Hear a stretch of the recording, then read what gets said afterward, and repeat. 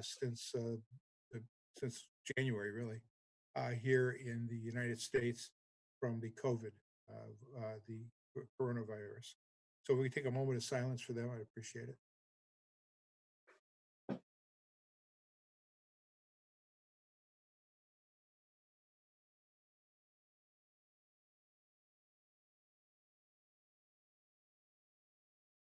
Okay, beyond that, I want to mention that our chief today put out a rather, Chief Paga, that is, put out a rather strong statement, a good statement with regard to, hopefully my wife will get that and we won't have to listen to it.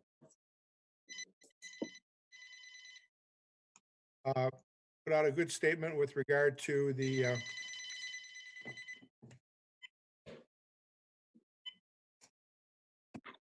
situation that has arisen as a result of George Floyd's death over in Minnesota, Minneapolis. It's a situation, and I want to mention that his statement, I thought, was very well written.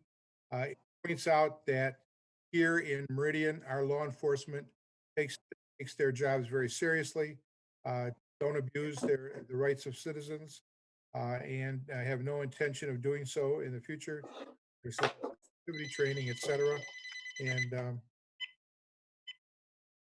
with that, we should have a moment of silence for Mr. Floyd and think about the survivors of Mr. Floyd, his friends and family.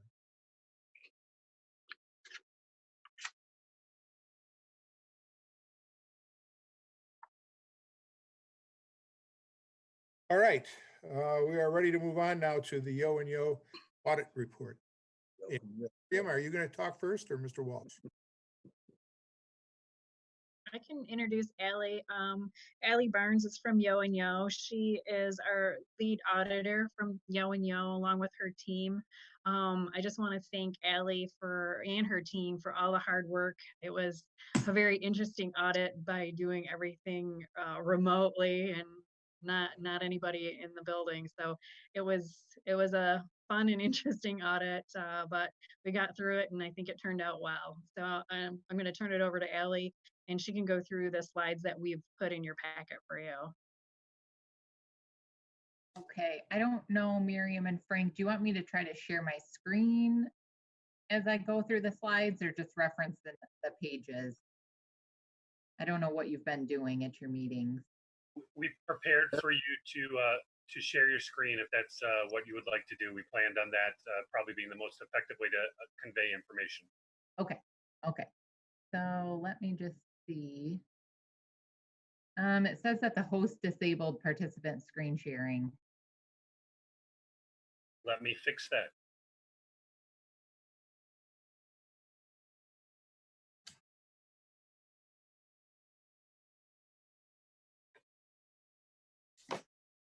You should be good to go.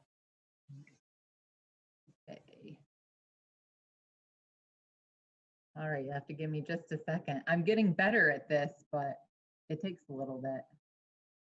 Okay, can you see it okay? Yeah, okay. Excellent. So as Miriam said, this was definitely an interesting audit. High praise for Miriam, though. It is a lot to do an audit of this magnitude remotely, and she was just phenomenal. So really hats off to her and the people working with her on your end to get the audit done as well. We made it in time for this meeting and we have reports to the state, so very happy about that. We're going to start off by going through some general fund numbers and then we'll switch over to your utility funds and wrap up with some comments on internal controls. Overall, I wanted to mention first that the township received an unmodified or clean audit opinion. So that's the opinion you want to hear us giving you. So very positive. We're going to start out here on this slide, taking a look at your general fund revenues and transfers. So for 2019, that came in at just over $22.8 million. You'll see that property taxes makes up the most significant source of revenue in the general fund. It accounted for about 58%. for 2019. And then charges for services and state shared revenue being your next two largest category. Now, as your funding sources are concerned, if you were to look at the same pie chart in the previous year, you'd notice that these percentages haven't really changed. Each category was within 1% of the previous year. So no major changes there. Here we can take a look at general fund revenues and transfers over time. So you'll notice that 2019 increased slightly from 2018. It was up approximately $1 million. Property taxes increased the most. It was about a $480,000 increase. And then there were three other categories: licenses and permits, revenue sharing, and interest income, that each increased over $100,000 as well in 2019. General fund expenditures and transfers came in at $20.27 million. As is typical for your township, public safety is the most significant expenditure, coming in at 62%. That was also 62% in the prior year as well. And your spending categories remained within 1% of each other when you look at 2018 versus 2019.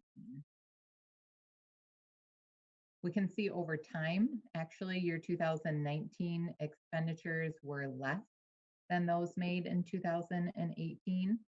So I put for you here in the red portion of the bar, the amount of the additional MERS payment that you're making on top of what you're required to be contributing each year.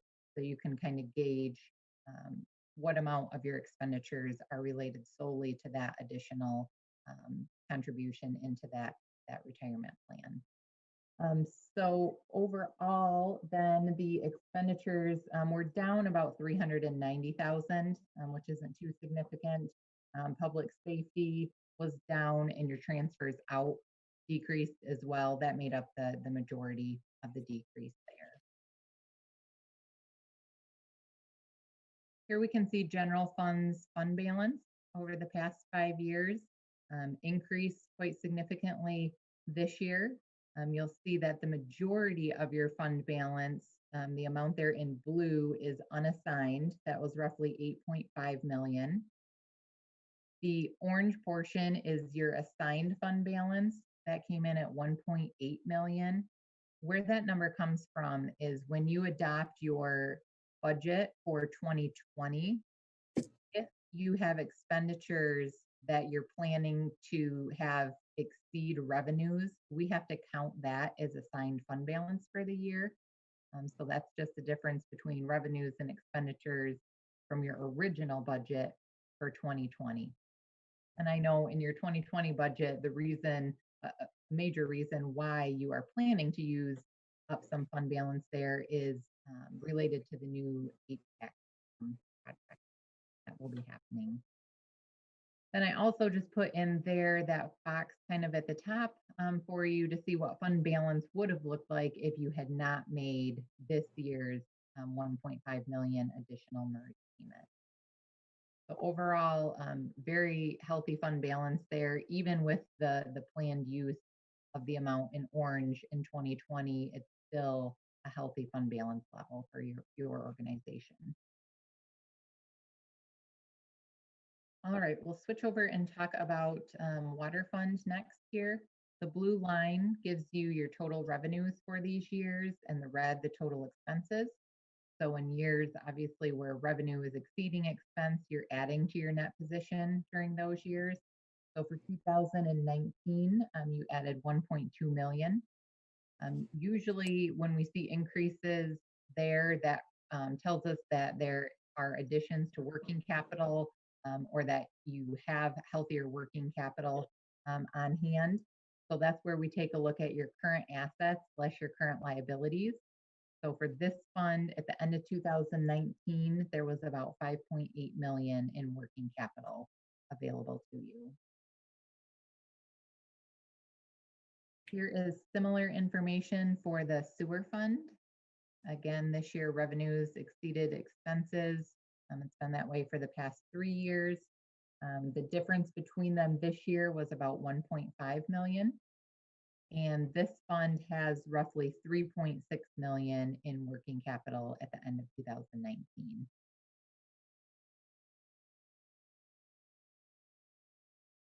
Here we'll take a look at some of your more long-term liabilities that you may touch on briefly here and there throughout the year, but they don't always get as much attention as maybe looking at your general fund operating budget or maybe your utilities. So this slide is related to the employees' retirement pension plan. The bars there in blue are going to be your plan fiduciary net position, or you could think of it as your assets basically in the plan. And then the red is the total pension liability that's calculated by your actuary. So the difference between those is what we record as either an asset or a liability, depending on which way the bars are going. So for you, you have a net pension liability.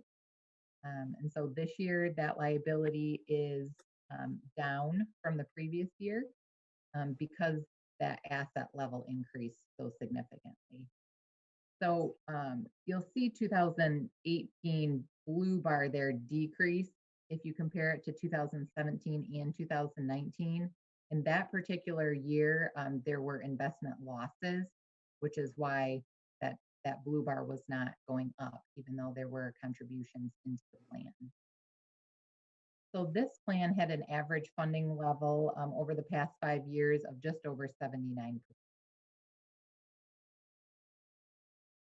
Okay, your next plan is going to be the Municipal Employees Retirement System, or MERS plan.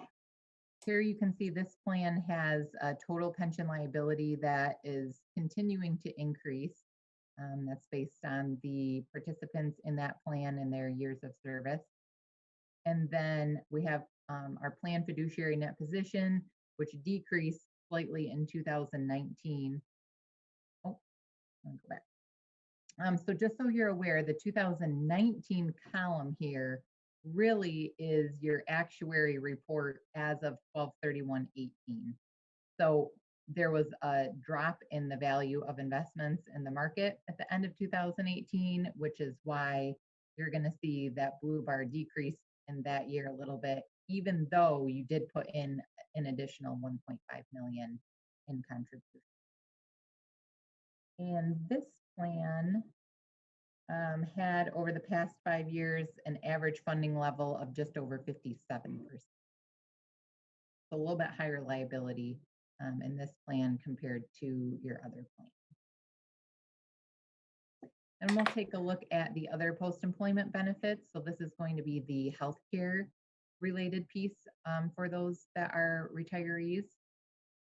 You'll see this year that the liability overall decreased significantly. That was based on changes made in the actuarial assumptions that were used.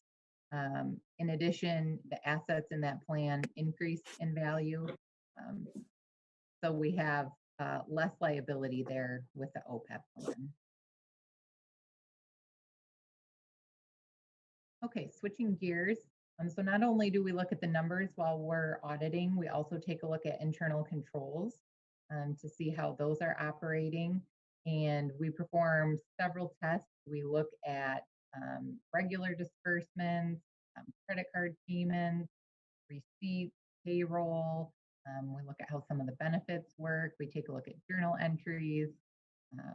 So many different facets of your organization. And then we also take a look at some compliance items that we're required to examine from the state of Michigan and what they want auditors to be looking at. So after we get done with all of that, we did not have any material weaknesses or significant deficiencies for the township.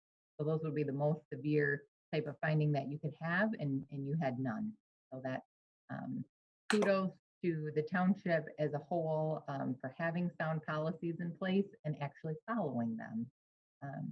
So great job doing that. We did have just a couple of management comments. The DDA currently has a fund deficit, which it did last year as well.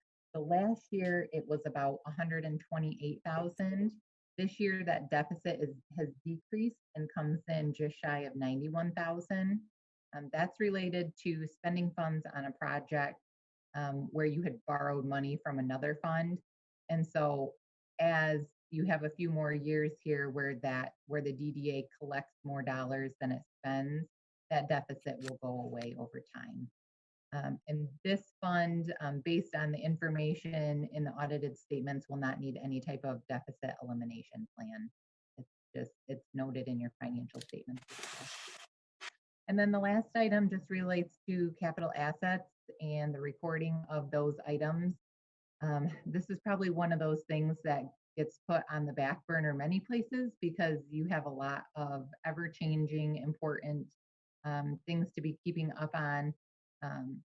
And so cleaning up this area sometimes just doesn't get done maybe when we would want it to, but will as you allow. So the system currently being used uses spreadsheets. Sometimes there's some errors in those spreadsheets.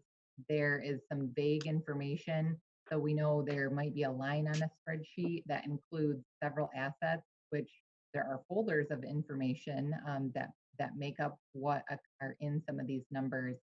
But for a township of your size, we really recommend kind of cleaning up the spreadsheet system that's used and making sure that assets listed are kind of one for one. So you purchased a vehicle in a year and maybe, I don't know, a utility truck, that instead of listing it all just as vehicle additions for the year, that they would be listed out separate. So just an area that could be improved there, but not to the level of being some type of a finding. Okay, so that kind of does it for what I wanted to cover. Again, I wanted to, thank Miriam again for all the hard work. We're really hopeful we'll be back on site next year. It is a lot easier to complete an audit that way, but I think we made do, and hats off to Miriam. She does an excellent job for the township, not just at audit time. I know she's always thinking. She reaches out and asks great questions throughout the year, and we're really happy to work with her and everyone else at the township. Before we get into the comments and questions, on page 11, I think you have you have the bars for 17, 18, and then you have 18 again. I think that should be 19. Is that correct? Yes, I think you're right. Okay. Yep, that's a typo on my part. Okay. Then before getting into other questions from people, I would just echo the fact that, as near as I could tell, this is an excellent grading of Miriam and her staff and what they do, and the township and the manager. And we really appreciate all the efforts they put into taking care of our money and spending it the way it's supposed to be spent, wisely, et cetera. And I want to thank the firm Yo and Yo and Ms. Barnes for doing all this hard work and giving us a good report. All right, other questions by any board members? And do we want to eliminate the split screen, or do we want to keep it up there for questions? Hard for me to find people if I have it up there. All right, okay. Raise your hand if you got a question. Phil DeShane. Thank you, Supervisor, and thank you, Ms. Barnes, for the presentation. Good to get a summary of where we stand on our pension and OPEB liability, and the OPEB is looking good. Our own Meridian Township pension is looking good. With MERS, clearly we still have got a lot of hard work and heavy lifting ahead of us, but we are making progress, and we're 3 years into the 10-year promise we made to our voters to have our MERS funded, our MERS pensions 100% funded. Question for you about our reserve balances and debt. How do we compare to other communities with similar budgets, similar size communities? I'm sure you see lots of different municipal budgets and books, and just wondered any comments you might have about where we stand compared to other communities here in Michigan. Are you asking that in terms of general fund balance, or for the retirement and OPEB liabilities? Both, actually. Okay, sure. So that is a challenging question at best to give you an answer for, because it really depends. I'll speak to general fund first. fund balance and general fund across charter townships can vary significantly. It kind of depends on if a township is in the mode where maybe they're saving up for larger projects, or if they're in a time period where fund balance was higher than maybe they feel it necessary to be, and they're spending down on significant projects. So I would say you have a healthy fund balance, given some of the projects that you're working on. Obviously, you're able to put in these additional dollars into the MERS plan as contributions over the last few years. So that's an indication that your expenditure level obviously isn't out of line with your revenues, because you're able to do that. So I think general fund looks pretty good. That HVAC project that you're undertaking this year, that is a significant project. And the fact that you're basically going to cash flow that out of general fund instead of having to do any type of bonding or find some short-term notes. Again, that speaks to the health of your general fund as well. When we take a look at the retirement and OPEB plans, that's going to be a similar story.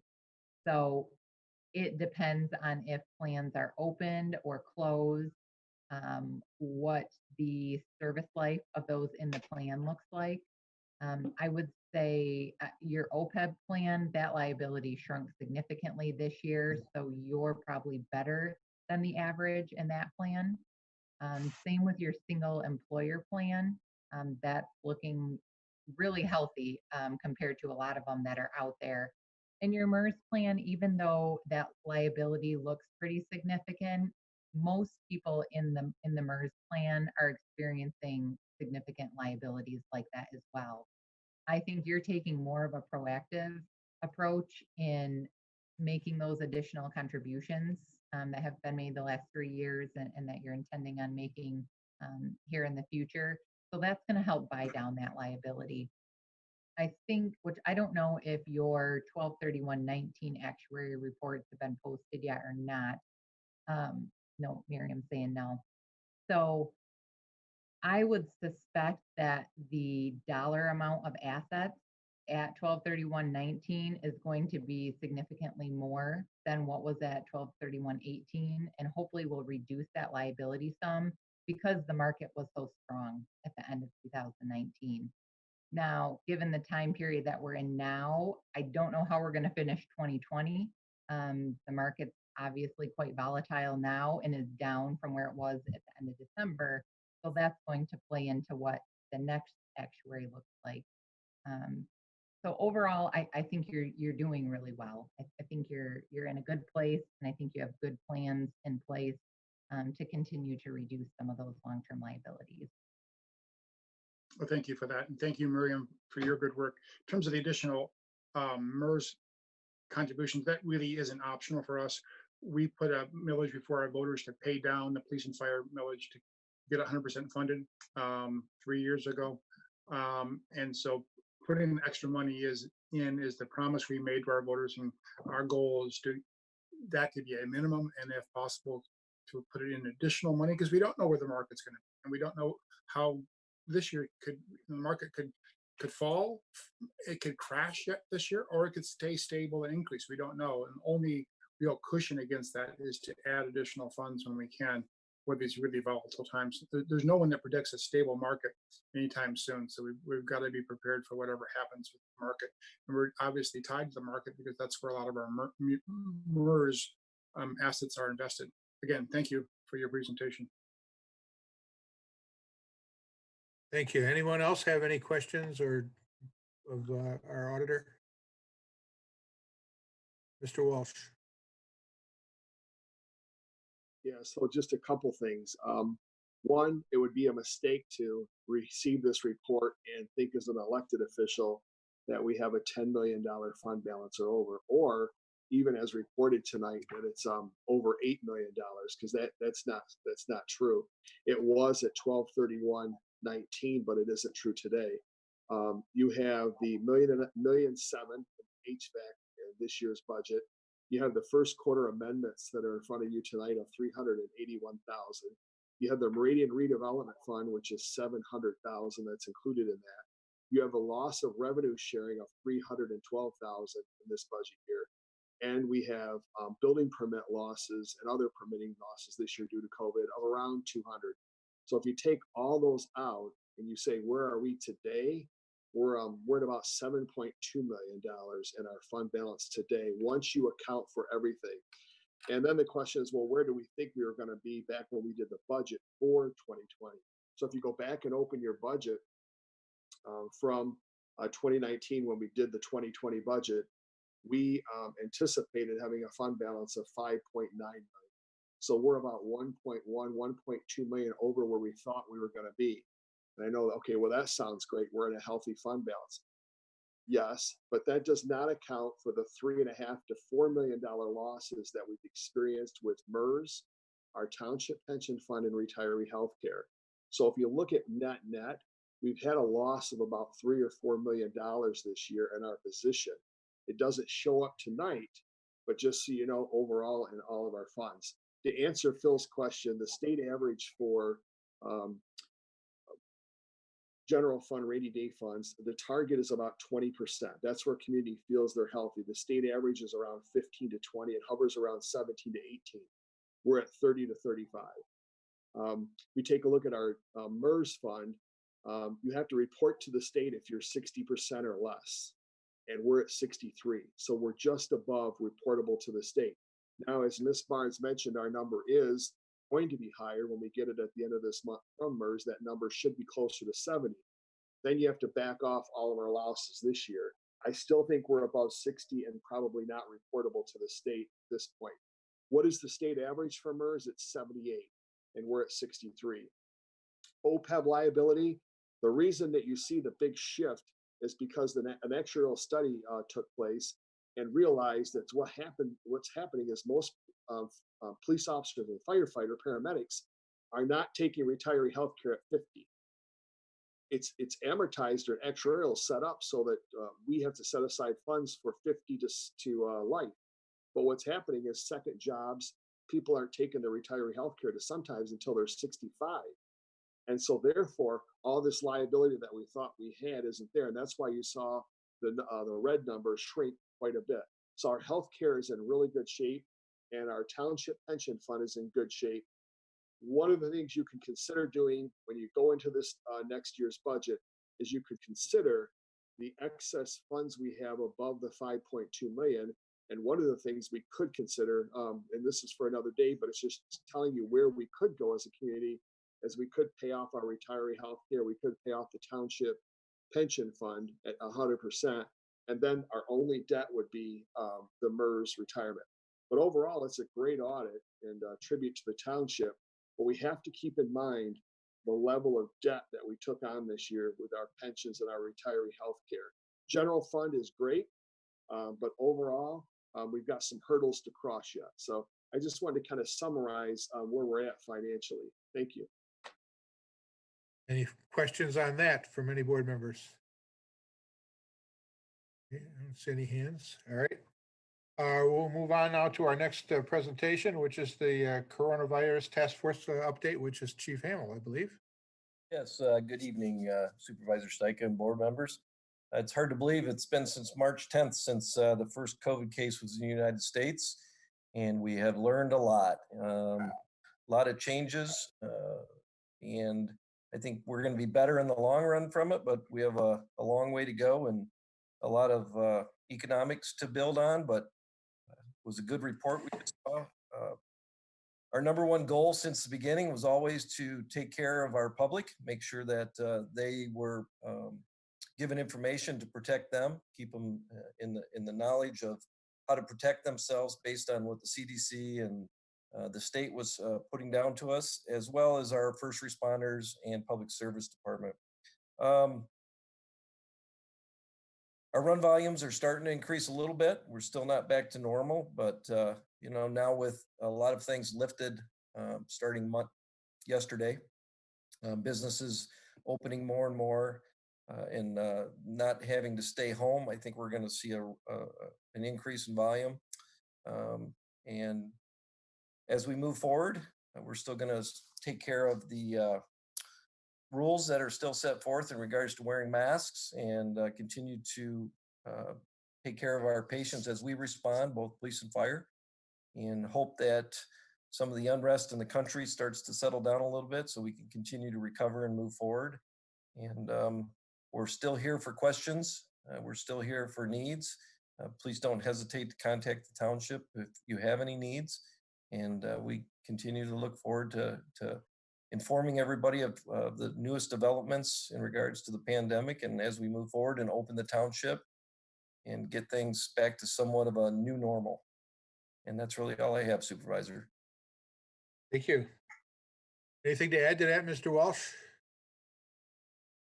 No, just that the hotline was a great thing for our residents. We served people in ways that I never thought that we would. And that was a real joint team effort by everyone that was involved in that. And they know the stories. I'm just thankful that we did it. I'm thankful for the team and their response. I mean, it was an incredible response from Meridian Township across the board. And like we like to say, we're prepared for anything. And it showed. Thank you. How long are we continuing the hotline? We're going to keep it on. We talked about that at our staff meeting today, and we're going to keep it on for a couple more weeks just in case something comes up. But yeah, it'll be a couple weeks, maybe until maybe July 1st, and then we'll let people know that it's been disconnected. Any questions for Chief Hamill on the COVID management? Okay. Or the manager? All right, we will now move on to our Meridian EDC Small Business Relief Program update. And do we want to start with Mr. Lane, or you want to start first, Mr. Walsh? Mr. Lane would be great. He did all the work. Okay. Thank you. Good evening, board. I want to start out by thanking the board and the EDC for implementing the Business Relief Grant Program. I communicated with a lot of business owners throughout the program, and each and every one of them was extremely grateful. Even the applications that were denied, everyone was very gracious and very appreciative of the program that was put forward by the Township Board and the EDC. I also want to quickly thank the Township Communications Department and the IT Director. Without them, this program would not have occurred. It was a lot of work on their parts. And I also want to thank the review committee members. It was Supervisor Stika, Trustee Jackson, the chair of the EDC, Jade Sims, the chair of the DDA, Sue Falk, Manager Walsh, and myself. We received 90 applications. Each of them was at least 4 pages. Most of them had supplemental documents. So it was over 400 pages of documents to review in a very short time period. So my hat's off to the review committee. It was a lot of work, and it was a really good process. The application period ran from May 20th till May 23rd. As I mentioned, we received 90 applications. They were provided to the review committee on May 25th, and the review committee met on the 27th to review and score them. Initially, 21 applications were eliminated for failure to meet the program eligibility requirements. We had 7 that were eliminated because they were home-based businesses, 7 that were eliminated because they were not formed and headquartered in the township. We had 6 that were eliminated because the business was not located in the township. It was either in Alden Township or East Lansing. And then we had 1 business that was eliminated because their revenue in 2019 exceeded 1.5 million. The review committee scored the remaining 70 applications, and it was a very difficult task.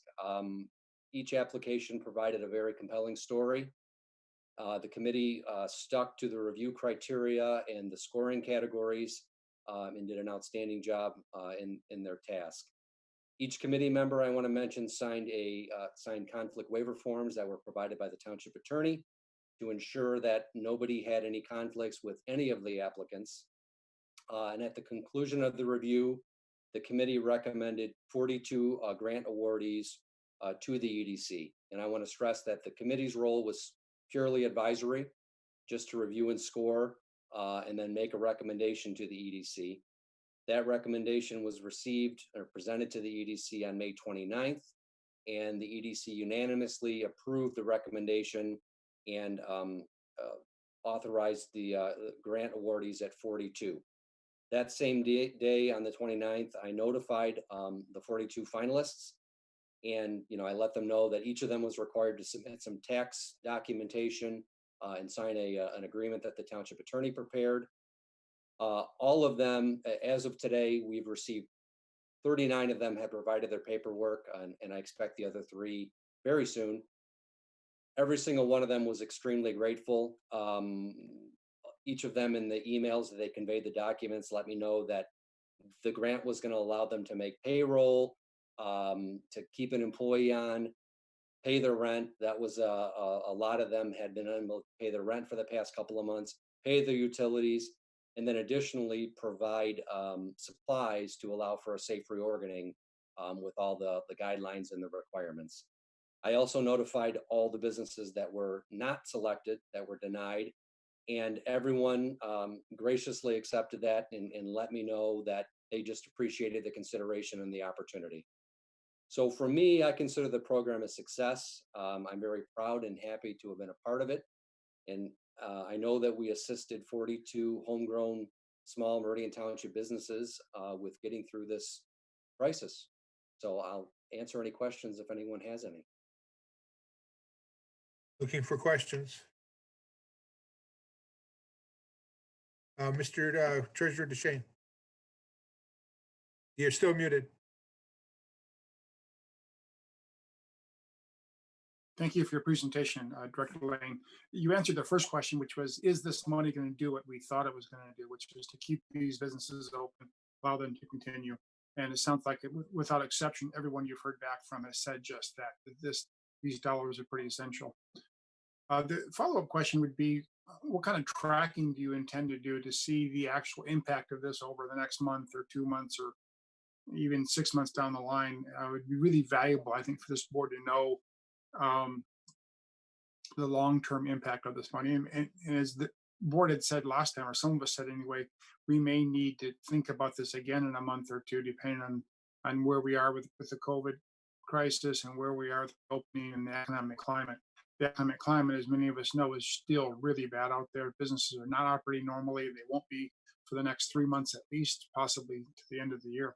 Anyway, I hope you've got some tool. I would encourage you to have some tools in place, Ken, to track these businesses and see the impact that this money has on them and how they move forward with it. Thank you, Treasurer DeShane. And we do. Part of the agreement that the businesses were required to sign has some reporting requirements. So they're going to have to provide receipts and documents and things to show that the money that came from the grant was being put towards the items they identified in their grant application. So it's a 6-month recording period. So I will collect that information and I'll definitely share it with the board at the end of that 6 months. Excellent. Thank you. Okay, any other questions? I would mention that there was a big diversity in terms of the kinds of businesses that got awarded. Restaurants, hairdressers, you name it, across the board, in the mall, on Grand River, other places. It was quite a diversity of applicants and of awardees. Anything else? I want to thank the board for stepping up with this program. I think it's the least we could do, and hopefully it'll keep us from having some empty storefronts from the end of this crisis. All right, we now move on to our citizens addressing agenda and non-agenda items. And Mr. Geeves, you want to take us down this road? I'll remind everybody that our telephone number, if you would care to make a public comment via telephone, is 517-349-1232. Again, that number is 517-349-1232. And would it be the pleasure of the supervisor tonight to also take comments via Zoom as well? Any way we can. So if there's anyone in the attendees area of the meeting, you are welcome to use the raise hand feature to raise your hand, and we can enable you to make a comment directly via the Zoom interface. I'm hearing no telephone calls at 349-1232, and I'm seeing no hands in the attendee area. I think you're good to go on, sir. All right, had they come forward, they would have had 3 minutes as usual, but I guess not at this point. There will be another opportunity near the end of the meeting for public comment, and perhaps someone will step forward at that time. We now move on to the Township Manager's Report. Thank you, Mr. Supervisor, and good evening, Board. I will not take my full 3 minutes. I hope if you get a chance, you have driven by the farmer's market site or will drive by it. It's really impressive, and it's great to see it going vertical. And what's occurred in our world in the last, the last week and the last 3 months, it's good to see something refreshing. I want to just take a moment and thank Chief Plaga. I thought his message today to the community was timely, and it was spot on for what we are as a community. And I know I have heard, and I'm sure you have, and I know he has heard from a lot of citizens who appreciate his leadership on that issue. The local roads program is something we've talked about for 5 years and went to the polls last year, and finally it started today.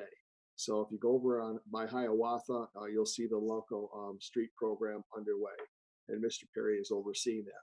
More good news, the Toys R Us building being vacant is no more. Klingman's did sign in the last couple of days, Klingman's Furniture from Grand Rapids. You'll be seeing them moving into the Toys R Us building. Good work by former Director Buck and our current director, Ken Lane, and others who spent a lot of time on that. It took a lot of effort from the township. And I will tell you, without the effort from the township, it would not have happened. We really stretched out. We went all the way to Atlanta, to not literally, but connections to Atlanta to help make it happen. Next meeting in 2 weeks, you may see the fire contract before you. It would be the final contract of the 7 that you would see, and 3 of these will potentially be 5-year contracts. Really important is the outdoor service. As we look to reopen our facilities, we're going to offer an outdoor service. We think that we can serve 80% of our customers without having to come into the building. And you'll see when you come on the campus, you'll see 2 large white pods that were delivered today from Niles, Michigan, down in Berrien County. They're going to be able to serve you if you need a permit of any kind, if you need to pay a bill of any kind. There's two pods there, they're air conditioned, and they will serve the public well. And then we'll have the town hall room, which has a door access right to the parking lot. We'll be serving that. That'll be election central for the next 9 weeks, as I think the primary is 9 weeks from today. So we have an office set up for you if you want elections. We have an office set up for permitting, and an office set up for utility bills and taxes. So very customer friendly. If you do need to come in the building, we'd ask that you wear a mask. We'll be opening to the public on Monday. The staff is back. Please keep in mind when you come in the building that the HVAC system that's been mentioned before, the $2 million HVAC system, once every 40-year project is underway. Lots of building, the ceiling tiles are out, and there's no air conditioning in the building. So please forgive our summer attire as we work in there throughout the summer without the air. So that's kind of a summary of what's going on. I just want to reinforce my appreciation. Today was our first day back in the office for the entire team since early March. And some of us have been there all along the way. And it's just been a joy to work with this team. You really find out what people are about when you go through things like this. And I appreciate everyone. So thank you very much. All right. Any questions for the manager? Any questions about the reopening, so to speak, of the building and employees coming back? Everybody's up to date? Okay. Oh, Ms. Jackson, you had a question? Yes. Am I on? Yes. Yes. My question was the building and full contingent of employees is June what date is that? The full contingent was today. Oh, today. Yeah, the governor released us to open up, and we got everyone back today. But Trustee Jackson, our building won't be open fully until Monday. But of course, we served at least 10 or 15 customers by going out and bringing their bills or AV applications or whatever into the building. So We thought about opening, we just need a few days to get accustomed to being able to serve everyone and how it's going to happen. Our security will come back on, they'll return on Monday, and we need to get our outdoor service set up this week. And Mr. Gibas and Ms. Messner and Mr. Perry are leading that charge to have our outdoor service ready to go by Monday.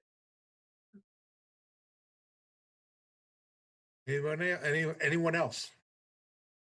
Oh, I have one more. Okay, Ms. Jackson. Yes, I encountered a resident who wanted to know if they could drop their application for absentee ballot into the drop box on the township campus. Can I get an answer to that question from the clerk, I presume? Yes, there's many ways a voter can return their application. They can drop it off the drop box. They can drop it off in person. Now that when the building is open, they can mail it in. They can email it in. They can scan it, and they can also take a photograph of it and send it via email as well. So numerous options. But Thank yes, you. they drop it in the drop box, and we do check it several times a day. Thank you. Any other questions for the township manager or his report? Alrighty, we're now going to move on to board member reports of activities or announcements. Board members, Clerk Treffus. Thank you. I attended the Groundwater Management Board virtual meeting. We had planned this last year. The Groundwater Management Board is a division of the Tri-County Regional Planning Commission. And we're going through some organizational soul searching and looking to possibly reinvent and reinvigorate itself after its mission is being looked at again more closely as to what's really it's all about. It's education and outreach, the technical services and the reports that it does. Is it trying to influence legislative and public bodies in the Tri-County area? So we had a visioning session and it was done online. So it was kind of interesting. We did electronic polling. And so questions were placed and then we all voted on things. And then we also could type in comments as well. So that was an interesting format, interactive format to use for this public meeting. So look forward. That we're going to continue. Of course, that'll be a process over time, over the remainder of the year. The other part of my board comments deals with the election, similar to the question that was just asked. Just as a quick update, so the board members know what's going on with the election. Right now, internally, we're involved in ordering supplies, we've ordered the ballots. We just got ballot proofs in today, actually. We have hiring workers internally and externally and getting them all set together, I'll have a list for Joyce tomorrow of internal election workers that we're going to be hiring and get that set up. We also had that precinct review that we're going to have to look at for the consolidated precincts in Hazlet. As I said, we have all the precincts are accounted for, and hopefully with the large increase in AV, there will not be crowds at the 3 consolidated precincts as well as anywhere else. And the final note is about AV itself. Absentee voting is a huge hot topic, obviously. Many of you may go home tonight and find 1, 2, or 3 different types of applications for absentee ballots in your mailbox. The Secretary of State mailed out theirs yesterday, and now they're coming back in. And they're coming in a variety of ways, as I mentioned earlier. So they don't just come in one way, they come in different formats. We also have the candidate mailing that mailed out absentee ballots about a week and a half ago or so, something like that. And then we have our own permanent absentee list, which is now called the automatic ballot request list, to reflect the changes in how we think about these types of ballots. And the automatic ballot list now has 10,000 people on it plus. So that also went out yesterday, went out a while ago, and now they're finally popping out into people's mailboxes. So AV ballots are all over the place, and we're going to have very unusual primary with probably, without question, the highest turnout we've ever had. So it'll be very interesting to see how that plays out. Typical turnout last time, just for comparison's sake, in 2016, the turnout was about 27% when I last looked. I was looking at the numbers. I wouldn't be surprised if the turnout in this election, I like to make my predictions, but I could say could easily be 40 to 45 to 50%, maybe. So That's statistically an enormous jump over a previous election. So it's going to be interesting. Other board members, reports or announcements? Reports of activities? Ms. Jackson? Well, I believe it was last week, I did attend the Tri-County Regional Planning Commission's Commission Board's regular meeting. And I would report that aside from the typical short-term transportation plan amendments, we also had an opportunity to review and endorse proposals to the DNR for park improvements, grant proposals to the DNR for park improvements for this year. And so I learned that Meridian Township has at least 2 proposals in, and Ms. Greenway was there to help shepherd those proposals in through this process. And by all indications, our proposals, the township proposals, are well on their way to the DNR and to certainly possibly approval by the DNR. Very good. I think I saw Mr. Opsmer's hand earlier. You're muted, Dan. Yep. Thank you, Supervisor Stika.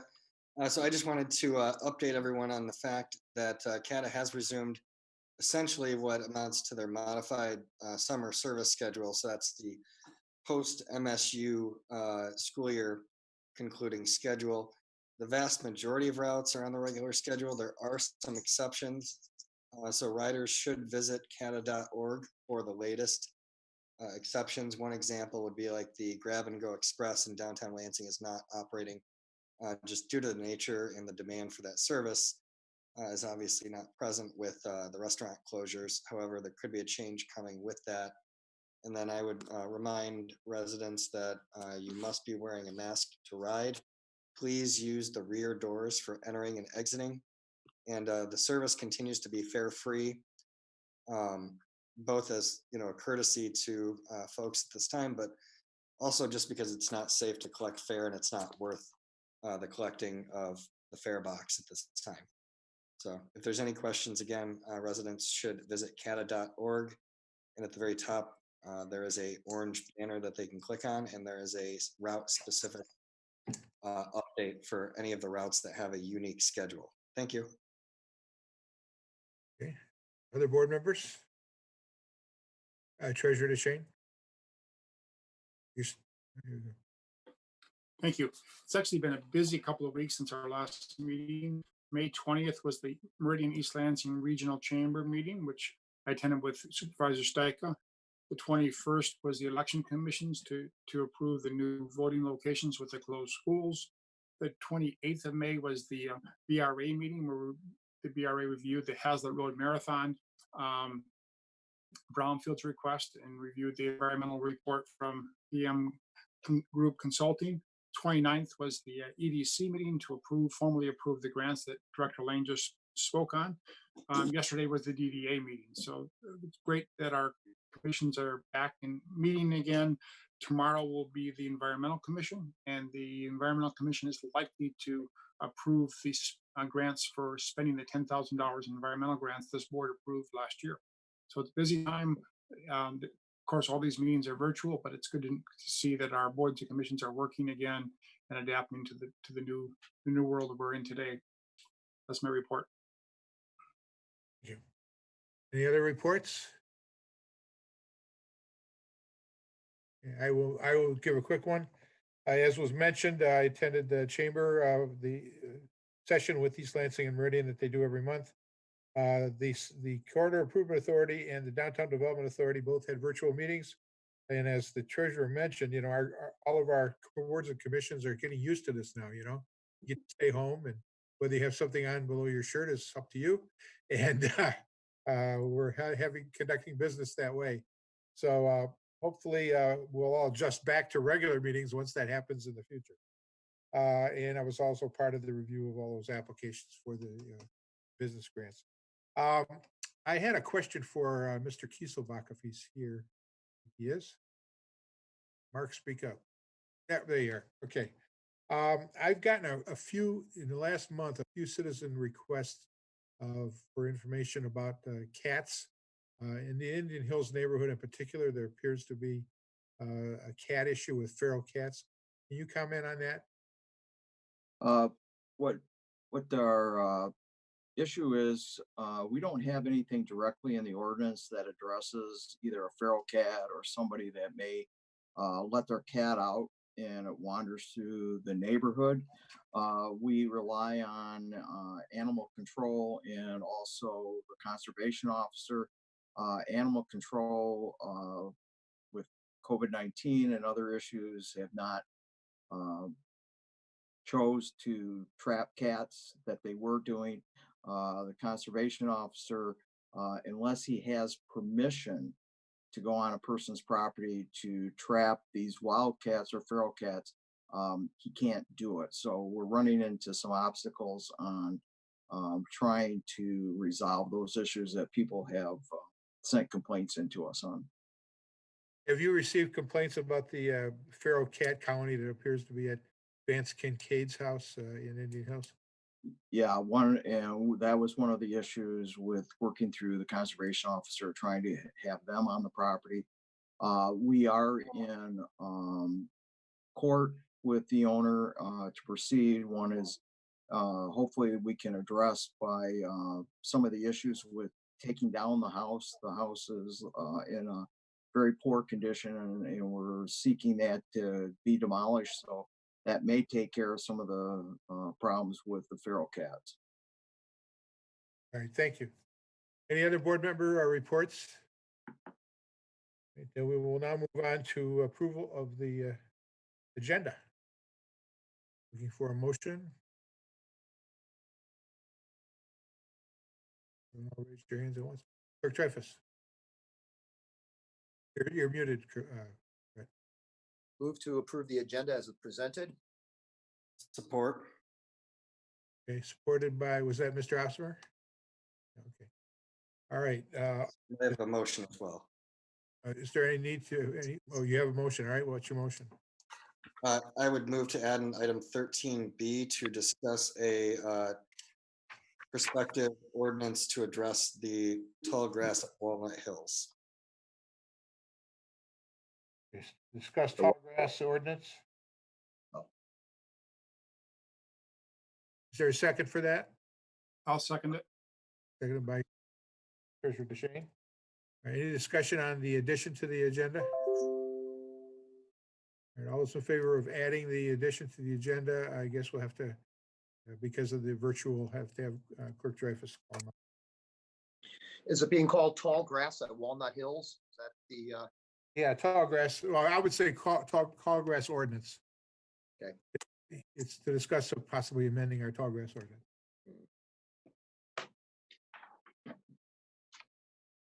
Treasurer DeShane, Yes. Trustee Jackson, Yes. Trustee Opsimer, Yes. Trustee Sunland, Yes. Trustee Wazinski, Yes. Supervisor Stika, Yes. Clerk Dreyfus votes yes. Motion passes 7-0. Okay, so now we have in front of us the approval of the agenda with that addition. Any other motions? If not, we'll vote on the agenda as amended. Trustee Jackson, Yes. Trustee Opsimer, Yes. Trustee Sunland, Yes. Trustee Wazinski, Yes. Supervisor Stika, Yes. Clerk Dreyfus votes yes. Treasurer DeShane, Yes. motion passes 7-0. We now move on to the consent agenda, and there's 4 items on the consent agenda. There's communications, the minutes of the May 19 virtual meeting. There's bills, and a new police officer appointment. Is there a motion? Clerk Dreyfus. Move to approve the consent agenda as presented. There a second? Second. Second by Ms. Sunderland. I would like to pull the minutes off for an amendment unless we get an agreement from the clerk that we can do it otherwise. I looked at the minutes were tight to get this last week, as I pointed out, due to elections and staffing issue that we had. So I did get them as I could to you. I guess I had a question about why some of the comments were being deleted about the letter of complaint that was received. It only summarized the 3 things that the respondents had said. I didn't know why that had to be deleted. Well, okay, in terms of our policy, I mean, they really didn't add anything because the letter itself explains what its issues are. Our discussion was to acknowledge that complaint and to comment on it. I mean, I didn't see a need to reiterate what's in the letter. And so my other comment is deals with the issue about the mixed-use plan unit development for the senior facility at Hazlet in the Four Corners. You also deleted some specific comments, but some of those were just clarifications of some of the discussion, and they were kept pretty minimal. So I guess if you can explain why those were also deleted. Let's see, that's on page. That's on page 4. Like a majority of the comments were really deleted, and there was not even a summary of what was said in its place. And these were unique. These were not, these comments that were stated were different topics that were summarizing. Yeah, again, I thought I highlighted a policy to minimize, just to have what the conversation is without having all the detail. I thought they went into too much detail, quite frankly. Okay, I can understand that. Unnecessarily, I would say that I did have a chance. I will comment that the March 3rd meeting that we had that had a report on the Election Commission, you did provide a written statement that I never reviewed at the time because I said I was okay with it. After reviewing it, we accepted it as is. After I reviewed it, it was about 1 page of almost a transcript of what Treasurer DeShane and Trustee Opsimer had said, which really completely contradicted everything that we've been talking about. It got into a lot of specificity, almost repetition, and actually quoted individual board members and went on for almost 3/4 of a page. So it didn't seem that this has been consistently employed, and this was just literally about five weeks ago when this occurred. So I really would like to see consistency when we amend the minutes. Well, you make a good point. And now we're dealing with this one here today, rather than what we passed. And moving forward, I'm trying to be consistent. And I'm not, my mistake. But to me, it just seemed to me that we're saying more here than we needed to.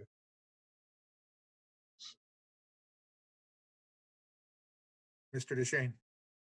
I would move that we accept the supervisor's revised minutes as presented. Support. Question? Yes, Mr. Has Dreyfus. everybody seen the proposed changes? Yes. Yes. Yes. Yeah, I emailed them to everyone yesterday. Okay. All those in favor of accepting the amended minutes? We need a roll call. Trustee Opsimer, Yes. Trustee Sunland, Yes. Trustee Wazinski, Yes. Supervisor Stika, Yes. Clerk Dreyfus votes no, and Treasurer DeShane, Yes. and Trustee Jackson. I vote yes. Motion passes 6-1. All right, now we're going back to the original motion, which is for the consent agenda adoption, which included these minutes along with the bills, the ratification of new police officer, and the communications. Is there any further discussion, Mr. Opsimer? Yeah, so I don't see communications in my packet. Was that omitted? No, there were no communications there were no communications that came in that 2-week period. We received I know of at least one. That came in after 11. That came in after the deadline on Thursday afternoon. So it will be in the next packet. Okay, and that'll be it. Okay. What is the deadline for residents? Noon on Thursday. That's the deadline for communications. Okay, thank you. You're welcome. Anything else? All right, do we need a vote on that, Mr. Dreyfus? Sure. Trustee Sunland, Yes. Trustee Wazinski, Yes. Supervisor Stika, Yes. Clerk Dreyfus votes yes. Treasurer DeShane, Yes. Trustee Jackson, Yes. and Trustee Opsimer. Yes. Consent agenda is approved 7-0. Now move on to, we have no attorney here to question. No, we have no hearings. So we're on 12A, which is the use plan unit development number 19034 Hudson Senior Living. Is there a motion?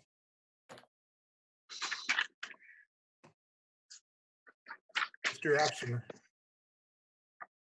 I move to adopt a resolution approving mixed-use plan unit development number 19034 to construct a 133-unit senior housing apartment building at 1673 Hazlitt Road. Support. Supported by Ms. Jackson. Mr. Opsimer. So I've had the opportunity to review the revised site plans that Jeff Buck submitted to us. I was pleased to see that the commercial area was expanded significantly into the foyer or the gallery there of the actual residential unit. So redesignating some of that space and also deepening the space of 2 or 3 different storefronts to make the commercial more viable, and also appreciated at least the conceptual plans on how that square footage could be utilized. My only additional thought on this project is, to the extent that Mr. Buck and his team need help attracting tenants, I would be happy to attend meetings where, we'd love to bring, homegrown business, something new to downtown Hazlet. We haven't had anything in quite some time that's been new, probably nothing since Big or the taco truck. So I appreciate the applicant working with us to completely redesign this project, and I'm happy with where it's at. And what I will say is the one unique thing about this project relative to other projects we have that are completely up in the air now due to the pandemic and the uncertainty in lending. The unfortunate reality is when you look at downtown Okemos, it's a true mixed use project. And so it's one of the most difficult projects to get financing for. So it was already, there were already significant obstacles that had to be overcome. And now it's, in a much more precarious spot with COVID-19, much of the lending being frozen. But the unique thing with this project is that the senior housing is, it may not be the ideal, I would rather not see that 55 and up because it's a downtown. I like to just see diversity. But for that 55 and up, the project doesn't get off the ground right now. So the timing is actually unique and beneficial to us if we want to actually have a project in the next several years in all likelihood to move forward. So those would be my thoughts, and I'm ready to vote in favor of this plan and happy to assist Mr. Buck and his team any way possible to attract quality tenants. So thank you. Anyone else want to speak to this? Treasurer. Thank you. I'm wondering, Stephen, if you can put this section of the board packet on the screen. I think it's worth viewing to see the revised floor plan in particular. And I want to thank Mr. Buck as well. Again, you came to us, you brought us an improved plan, and you brought back to us an even better plan.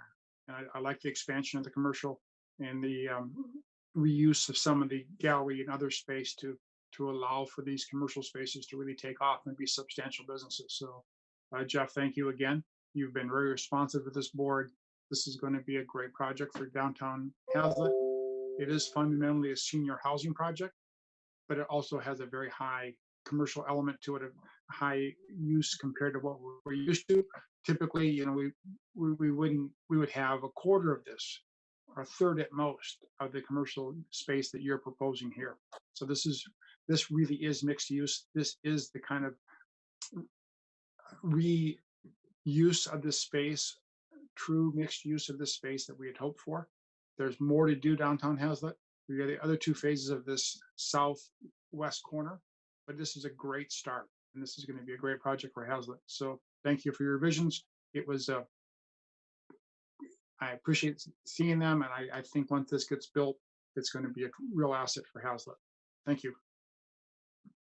Treasurer just saying I did not have the packet open, but I can find that if you need me to.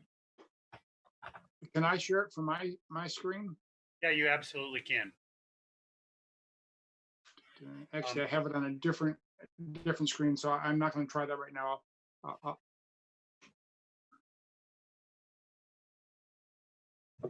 Ron, you're muted.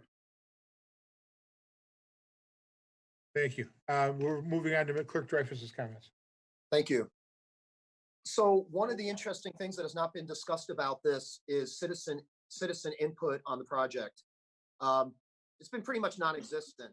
There hasn't been any real favorites. Any citizens have come forward with any excitement about this, nor have they been really opposed to it. And that's definitely an objective assessment on it. We haven't gotten any letters. We have received no letters in the board packet truly in favor or opposed to this, aside from stakeholders who have an investment in the project itself. We're not going to count the developer or people like that. That's not what I'm talking about. I'm talking about residents of Meridian Township without a stake in the property itself. And we've heard virtually nothing. There may be anecdotal things that individual board members has heard. I have heard some individual anecdotal things.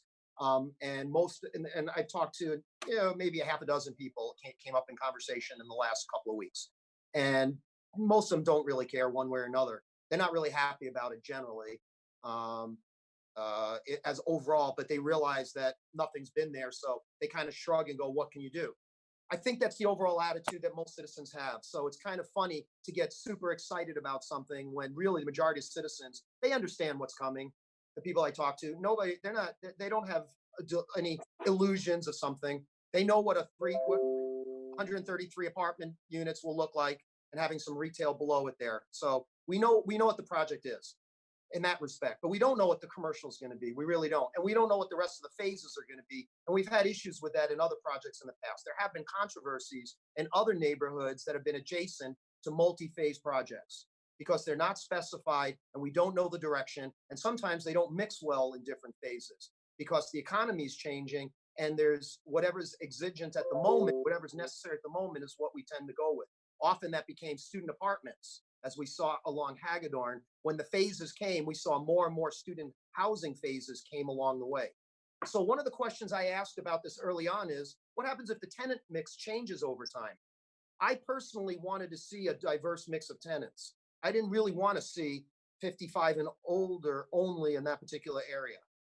So what happens if the tenant mix has to change? And what happens if the tenant mix suddenly has to become, there's concerns about students, of course, again, and everybody said these are higher end apartments, so probably not going to have students. So the goal would be, at some point, maybe, who knows if this thing could turn into other things down the road, if the senior component changes mix over time too, for whatever reason, because there's a lot of senior competition going on in different niches of the continuum care spectrum to independent living. When it comes down to the final aspect of the commercial aspect, there's not an extraordinary amount of commercial in there. There's just a normal amount of commercial that one would expect to see in a mixed use. I wouldn't expect to see any less. 144,000 square feet of the development and 7,000 square feet of retail. You can do the math and see that it's a tiny fraction, of course, because it's just the ground floor.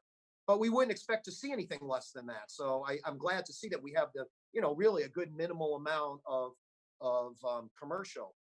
The concern I always have is that there's not a lot of outreach typically to commercial because commercial is not that important typically in a mixed use development like this. The real money and the real lending on the project comes from the residential component. So my concern is always, I hope we do get a good mix of commercial. And I also do hope that we get a good next series of phases that actually complement this. And we don't wind up seeing the equivalent of what we do with student projects, which is, since students are likely not to come to this particular one, what's the other target group that would come again in the next phase? More senior housing. That would likely be past performance is a predictor of future events. And so my concern is that I would not like to see that entire corner become an entire large senior complex. The commercial is great, and a mix of tenants is highly desirable for so many reasons. The term diversity that's thrown around a lot directly applies to a tenant mix as well. I will vote for this project primarily because I did not hear a lot of residents objecting to this project. If I had had a number of people contact me or a number of residents write in and say they didn't want this, I probably would vote against it. But since the community is quiet about it, it's probably best to move forward and let the market forces at play continue with the caveats that I had mentioned along the way here. I will make a comment that I really appreciate what we have here. Early on, and I think a number of other board members were opposed to this because it was, in fact, just a 55 and over senior project. And that is not the vision for that intersection, for that section of Hazlet. And the developer that's what they built. They build 55 and over senior complexes. Was very willing and worked hard to satisfy this board and its desire that we have something that would draw more than just that. That's what happened in terms of this first floor and the commercial spaces. And then last meeting, we again were not quite ready to approve it because it still didn't. It looked like it wouldn't really draw. Well, again, the developer was willing to go back and improve on those spaces considerably in terms of who they might draw, a restaurant or whatever. And as a result, I am now in a position to work this, and I truly appreciate the work that Mr. Buck and his company have done here. Others? Ms. Wazinski, and you're muted. Thank you. Great leader with that.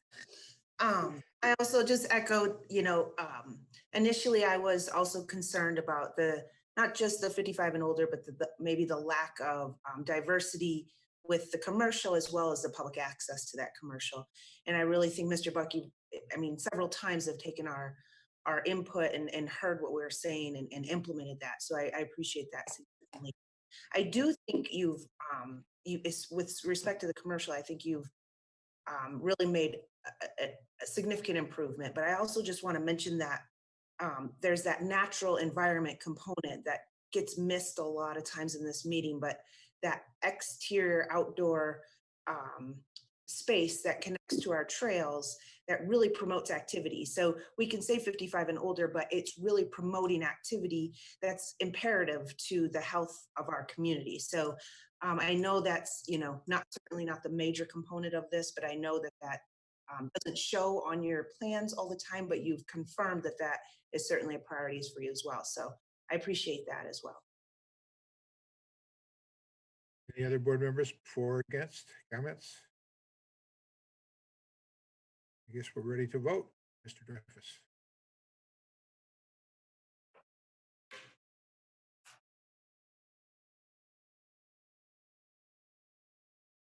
You're muted. Right. Sorry. Trustee Yeah, that's a problem we all have.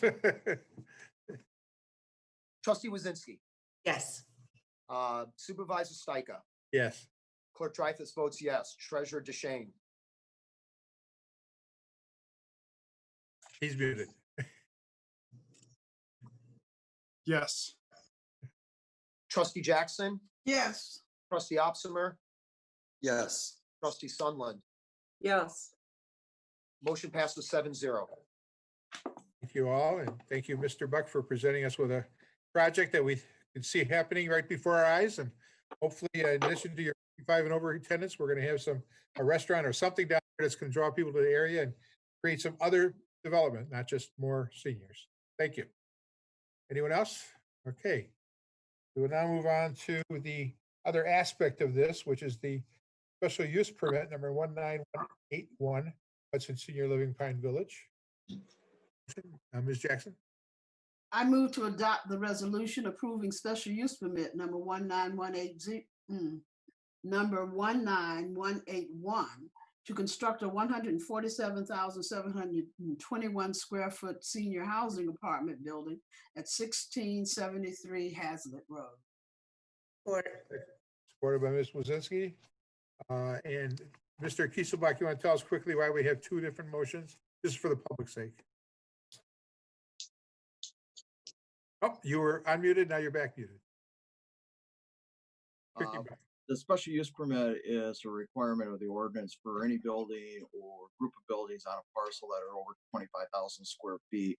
The planning commission does go through and hold the public hearing and makes a recommendation to the board on the overall size. And in this case, they did recommend approval. Of course, our mixed use plan unit development is for the mix of uses, the residential component with the commercial component. So that's a separate approval under the ordinance. All right.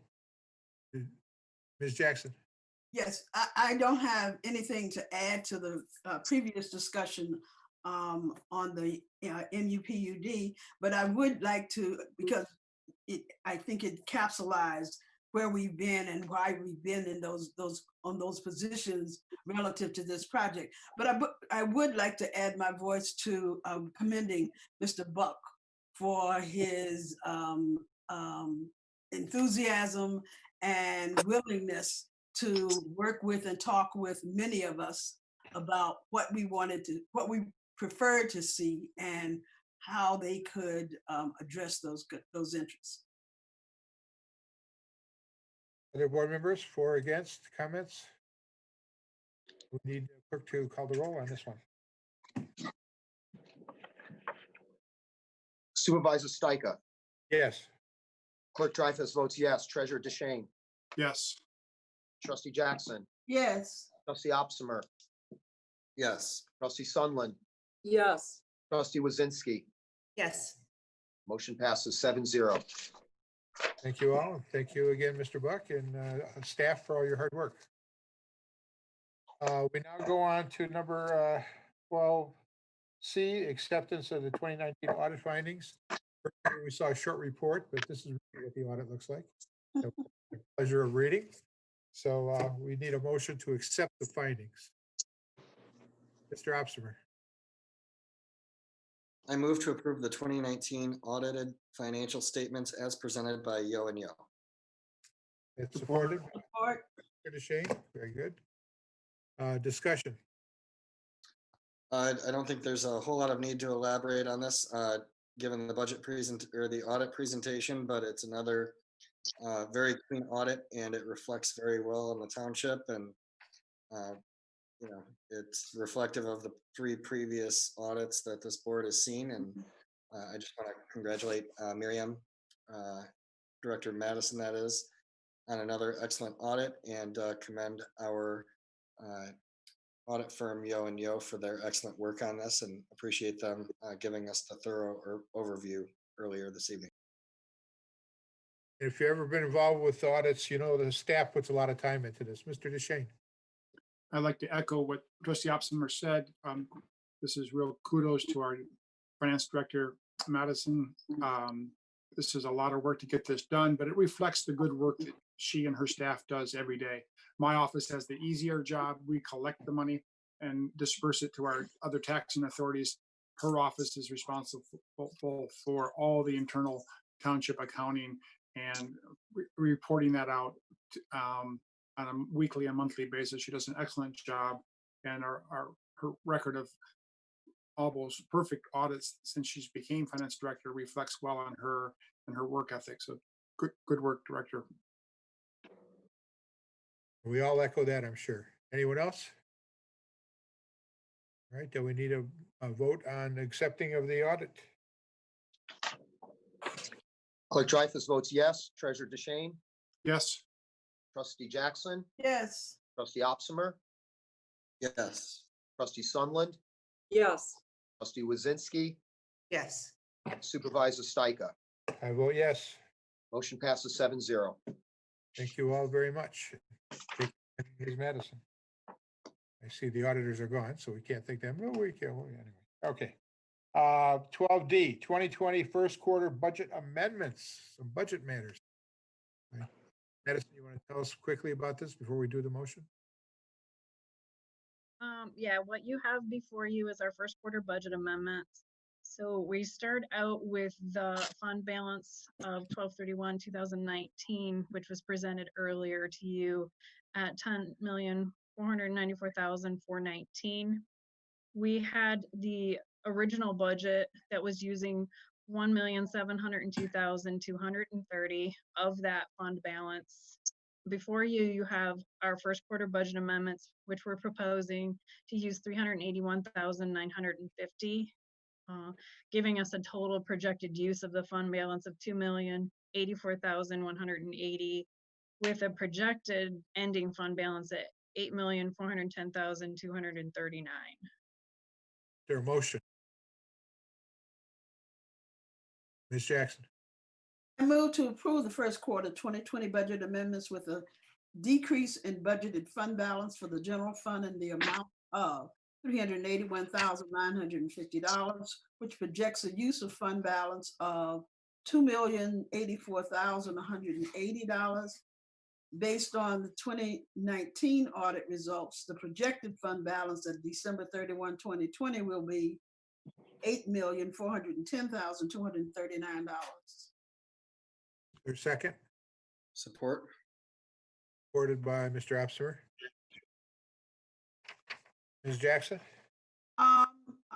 Aside from what Ms. Madison has already described, the amendments to special funds consist of requests from Park Millage Fund for use of $2 million for the marketplace on the Green project, and something called the TIRF Fund requesting the use of $80,000 for the Newton Road sanitation sewer.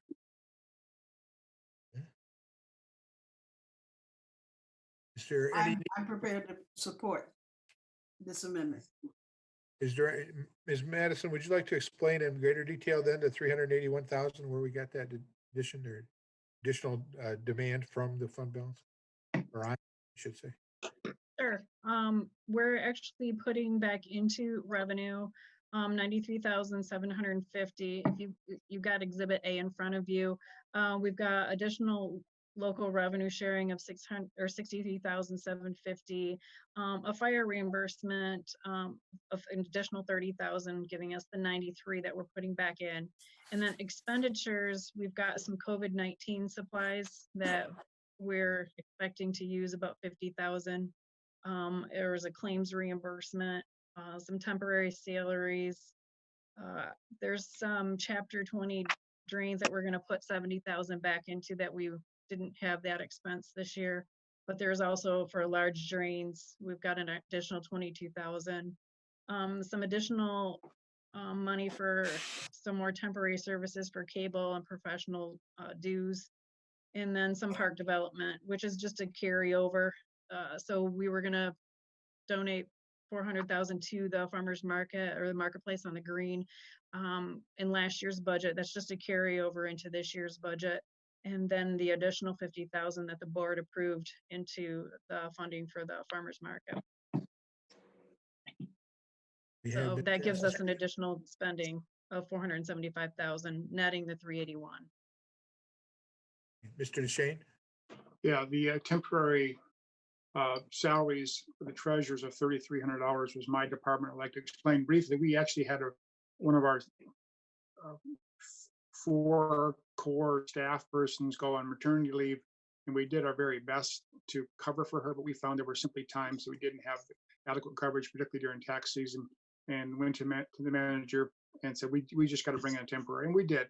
We ended up also hiring that person full-time later on in the year, but it was we just found that trying to cover for someone gone on maternity leave wasn't working in terms of providing the high quality customer service we needed to, and keeping our lines short or non-existent during tax season. So that's an explanation of the $3,300 in temporary for the treasurer's office. Okay. Other board members? I guess we're ready to vote. Trustee Jackson, Yes. trustee Opsimer, Yes. trustee Sunland, Yes. trustee Wazinski, If you're voting, I hear you. Yes. supervisor Stika, Yes. clerk Dreyfus votes yes, treasurer DeShane, Yes. motion passes 7-0. Thank you all.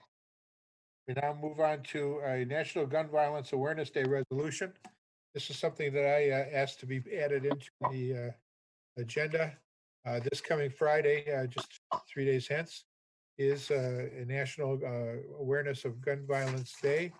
And this is a resolution that's being passed, hopefully, in many communities and cities throughout the country. And I thought it would be a good thing for us to stand up for by recognizing the effects of gun violence and the need to control and reduce that in our nation. Anyone want to comment or make the motion rather to adopt the resolution? Yes, Ms. Blazinski. I'll make the motion to move to approve the National Gun Violence Awareness Day resolution. Support. Okay, I heard support from Ms. Jackson first. Any further discussion? Mr. Dreyfus. Yes, I was glad that to see that included, and I did not know that you're supposed to wear orange on June 5th as a sign. Well, thank you for mentioning that. Yes. Sign of solidarity. If you wear orange, then you're supporting you're supporting basically an understanding that we try to reduce gun violence. So I think that's important, and I'm glad that you brought that up. Yeah, it's interesting the way that comes to be because, hunters wear orange to protect themselves from other hunters. So we're to protect ourselves from any potential gun violence at all. That was the idea, at least of the national organization that put this together. All right. We need a vote. Brett? Trustee Opsimer.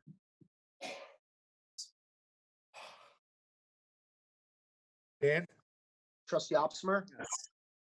Yes, can you hear me? Yeah, Now we can. Trustee Sunland? Yes. Trustee Wazinski? Yes. Supervisor Stika? Yes. Clerk Dreyfus votes yes. Treasurer DeShane? Yes. Trustee Jackson? Yes. Motion passes 7-0. Thank you, clerk.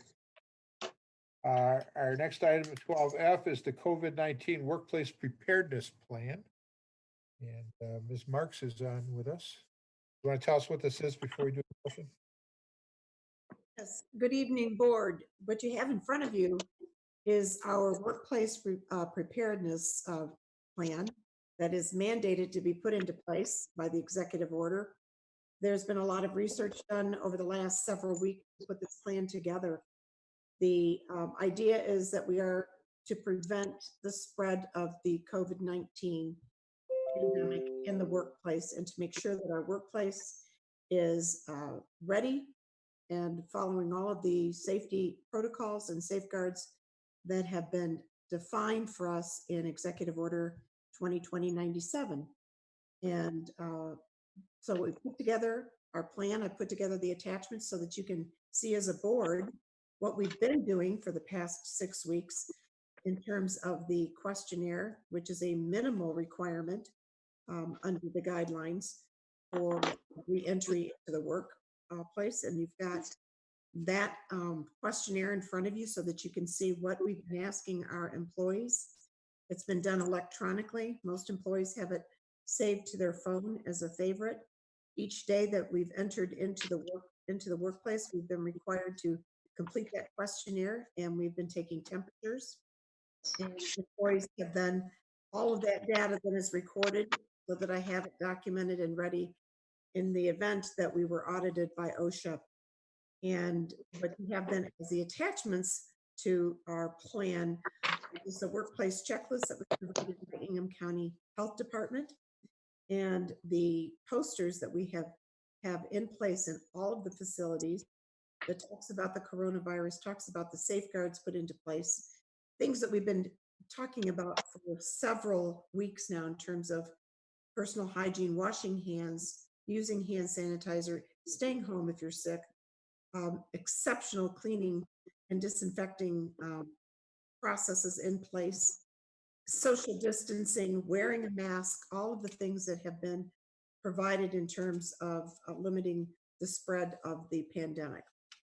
So I hope that the board had an opportunity to look through that packet to see what we've been doing, what we plan to continue doing throughout this entire, I guess, the guidelines that will be in place until we hear differently. We need this motion to adopt these policies and guidelines, safety guidelines. The one thing I would like to mention, Supervisor Steiger, is that these, this plan was put into place in preparation of us reopening on the 15th of June. And as of the executive order yesterday, we opened today. So the effective date for this plan would be really June 8th of 2020. And we actually opened today. So post haste for adoption.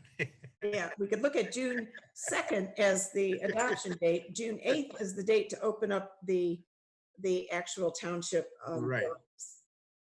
Mr. DeShane. I move to adopt the policy and safety guidelines to reopen Meridian Township buildings as presented. Report. Order by Ms. Jackson. Is there any need to discuss this? Yeah, yes, Mr. DeShane. Just to say that putting a plan on paper is one thing. Being able to carry it out and carry it out efficiently is another thing.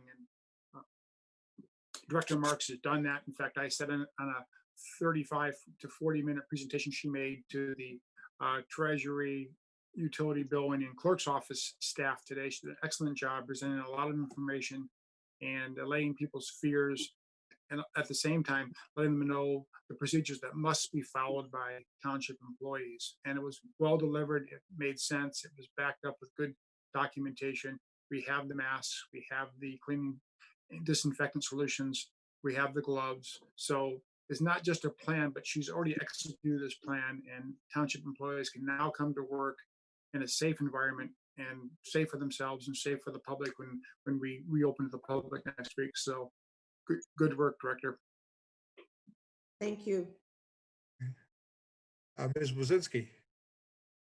I'd just like to add to that, it's so true. You can develop a plan, but to implement and to enforce is a whole nother story. However, I just want to compliment also Director Marks and Manager Walsh that your phase-in approach of, you know, our employees and our staff go back. We figure out how does this work, what's the best way before we allow the public back into those buildings is really proactive, and I think going to really help keep everybody the safest in the long term. So just want to mention that I'm really impressed with, you know, the decision to do that, and I know it might be difficult. Ms. Jackson. I have a logistical question. So when people, for example, in the main building are at their desk, are they wearing masks all day, or only when they are less likely to interact with someone else within 6 feet? So to answer your question, Trustee Jackson, anyone that is within 6 feet of another individual would be required to wear a mask. If you are distanced more than 6 feet, you can take your mask down. We've gone over that with several of the departments where if you're not around anyone, you don't have to have that mask on 100% of the time. However, if you do leave your area, we request that you wear your mask because you might run into someone in the hallway, and that social distancing becomes smaller and smaller. So yes, people will not have to wear a mask if they are more than 6 feet apart. Okay. And I thought that would also be interesting because you're going to be in a building without your HVAC system for the next few months. So. Right. And just wanted to get that clarification. We have people that have, they're wearing their own homemade masks. We had several masks made for us from community volunteers. And because the employer is required to provide masks, I have disposable masks available. So people can switch up if they would like and find out which one is going to be the most comfortable during the warm weather. But most people, they've experimented with masks that when you've been in a public space, whether you've been at work or not, you've been required to wear a mask. So most folks are getting really used to it. Thank you. Mm-hmm. I think it's reading for the benefit of the public. You know, you mentioned a questionnaire that people fill out every day. because it's educational in and of itself. We've all heard this, but it's good to hear it again. The questions that you're being asked every day is, do you have a new or worsening cough? Do you have shortness of breath or difficulty breathing? Do you have a fever above 100 degrees? Do you have chills, muscle aches, headaches, sore throat, loss of taste or smell? Because these are all signs that you could have, not that you do, that you could have COVID-19 and need to think twice before coming into work. And I think that's important to note. Anyone else, any comments before we adopt this? All right, we need the roll call.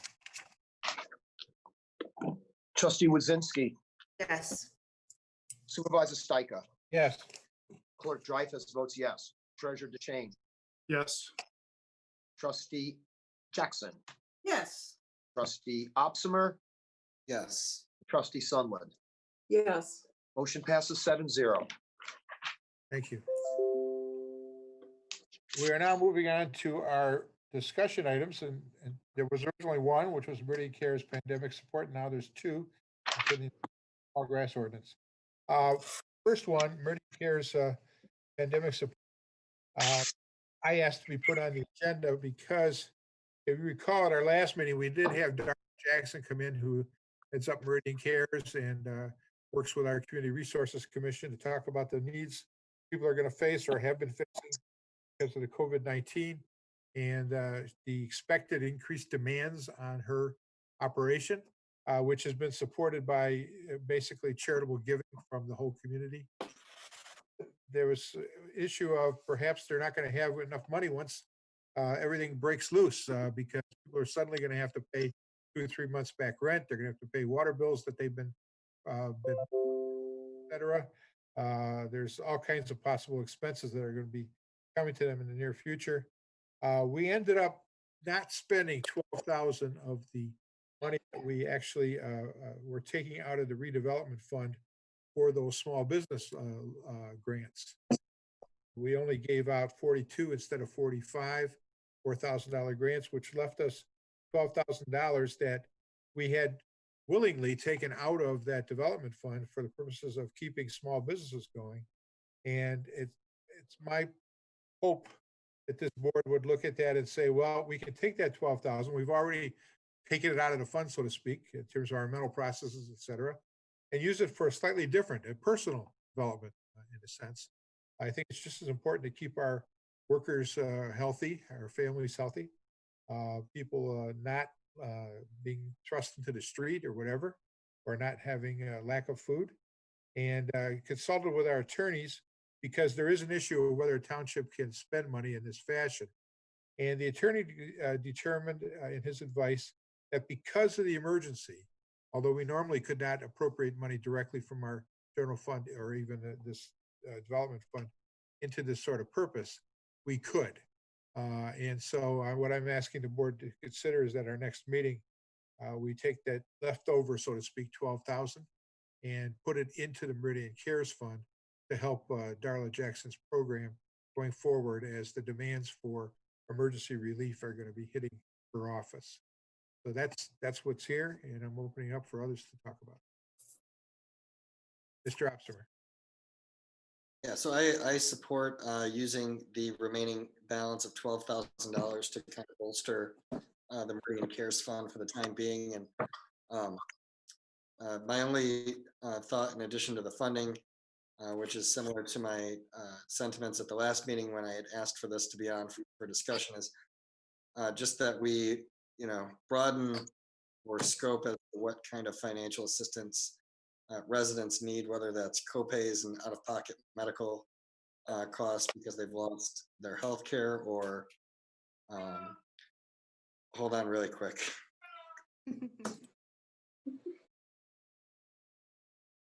Does someone else want to continue the discussion? No, Dan's Sorry, I'm back now. Sorry, custodial staff was coming into my office and speaking rather loudly. Yes, we heard. Yes.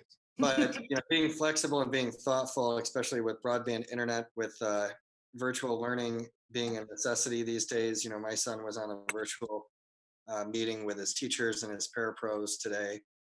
So I just hope that we promote, that the fund is there, Meridian Cares is there if residents need it, and that there's greater flexibility with those funds. So those are my only thoughts, and I appreciate this being back on the agenda with an action for us to take at our next meeting.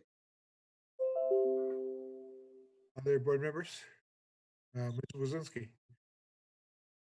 I also appreciate the flexibility, and I 100% support adding this 12,000. Just one thing I want to bring up, and it's always at the forefront of my mind, is a lot of folks that even have healthcare don't have mental health care, and it's a really stressful situation right now. It just for kids and for parents and for anybody. So I would like to see that there be flexibility in that too. And there is some free resources in Meridian, but there's also, some others that do require, but I'd like to keep that option open for our residents. Mr. Treasurer DeShane? I too will 100% support this, adding this $12,000 to Meridian Cares. You reference it as Darla Jackson's fund. And of course, Darla is an excellent administrator of this fund, but it's Meridian Township's fund. Meridian Township pays the millage that funds Darla's position. We're unique, probably the only township in Michigan that has such a position, and it's important. It's a great safety net in normal times. Our unemployment in Meridian Township has gone from 3% to as high as 22% in the space of 2 months' time. There's been a lot of short-term federal money out there that's helping people along. We've got to look ahead to 3 months from now and 6 months from now. The unemployment is not expected to fall anywhere quickly as it went up. We're going to see some real need in this township and in this state, and having some additional funds in this Meridian Cares will be essential lifeline for many families in the township. So it's a good move. I strongly support it. I think she said that she banned, but in any event, anyone else?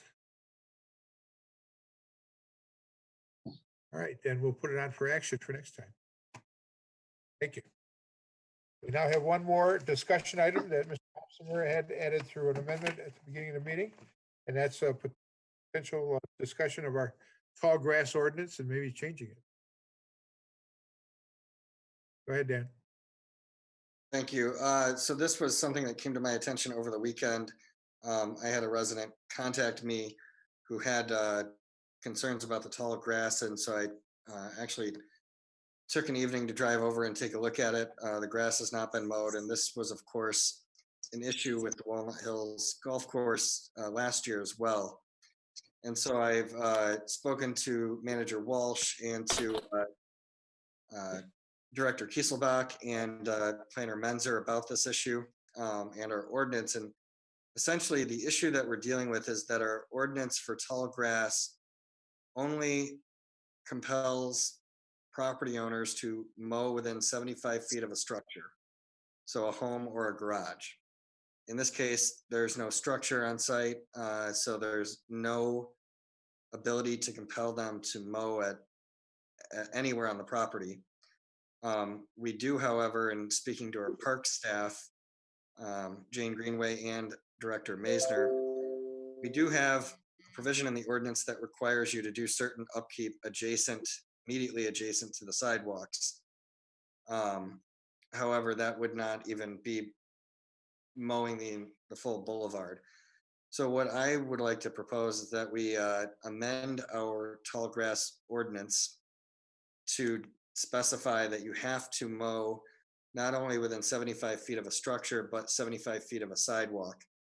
And the reason why I chose that specifically was, areas where there are pathways and sidewalks really delineates the portion of the community that is suburban, or what we traditionally think of as suburban, versus rural. In the eastern third, you do not find sidewalks, of course, on many of the roads. And even to some extent, in the western half or third of the township, you do not find sidewalks on some roads. So it'd be a very simple amendment in that regard. And what it would allow us to do is, even if the owners don't go out and mow, we could then mow ourselves as the township and then we would assess a lien on the property, and we could collect that lien through property tax collection twice a year. The only other thing that I would, well, actually, I'll just put that out there for discussion at this point. But I did have one other resident contact me with an additional thought, but it's kind of in addition to this basic change. But what this would allow us to do too, if you think about it, you think about that frontage of Walnut Hills on Lake Lansing. If you go down 75 feet, you're kind of going down the hill that declines. The grade really declines sharply there after the sidewalk. So aesthetically, the whole road frontage would be well kept and maintained, and we wouldn't have 2 or 3 foot tall grass obstructing the sidewalk, and just the aesthetic issue of this. And it's an amendment that needs to be taken care of at some point, because we're going to keep going through this, and who knows with COVID how long it'll take for this neighborhood to actually be built out, because the financing could be difficult. But final thought is that in speaking to Director Messner and Jane Greenway, we had thoughts that we probably should exempt township parks and land preserves. There are some where the 75 feet would not be appropriate for a mow radius from the sidewalks. And then we should also probably exempt active golf courses. So there is one example, we believe, with College Fields, where there's a tall rough area pretty close to the sidewalk, not obstructing it, but it's essentially preventing golf balls from careening onto the sidewalk, and we wouldn't want them to mow what is a feature, an active feature of an active golf course. So to date, that is kind of the nature of it. We don't have a draft ordinance in front of anyone this evening because this was just brought up, but the summer months are very short in Michigan, so we should act swiftly on this if we're going to have any ability to ensure that the Walnut Hills property is at least decently maintained through the course of this summer. Thank you. Well, there's 2 things. One is whether or not there's at least some sort of consensus that we need to do something like this. And then secondly, whether or not Mark could put together the appropriate language for us to consider at a subsequent meeting. Mr. DeShane.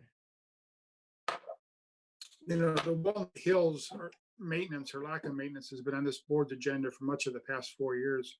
I know the manager has stayed close to that property and the owners and the residents. I would like to hear his input. If he thinks the Tallgrass ordinance might help things there at Walnut Hills. Manager Walsh.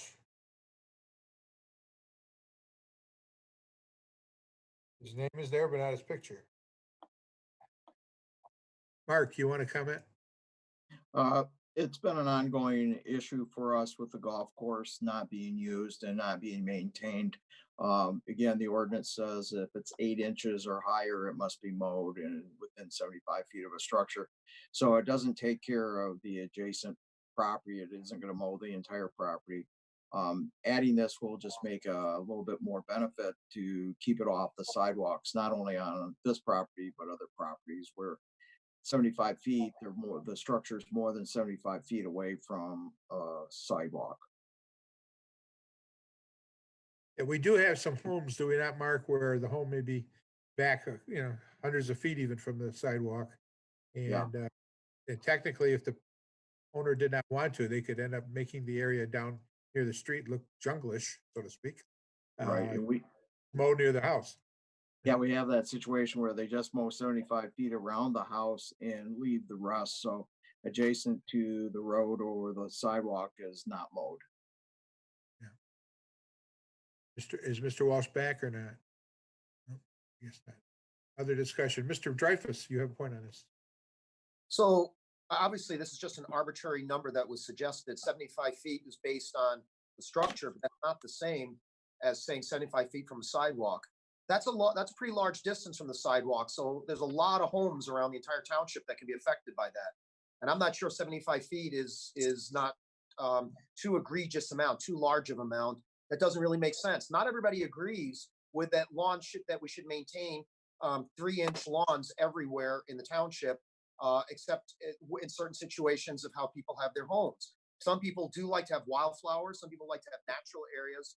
And so there's a debate about lawns, and it's not a universal feeling that tall grass is bad everywhere. So it's one thing if it's a health hazard or safety hazard, it's going to impede if people walk. And it's another thing if it's aesthetics.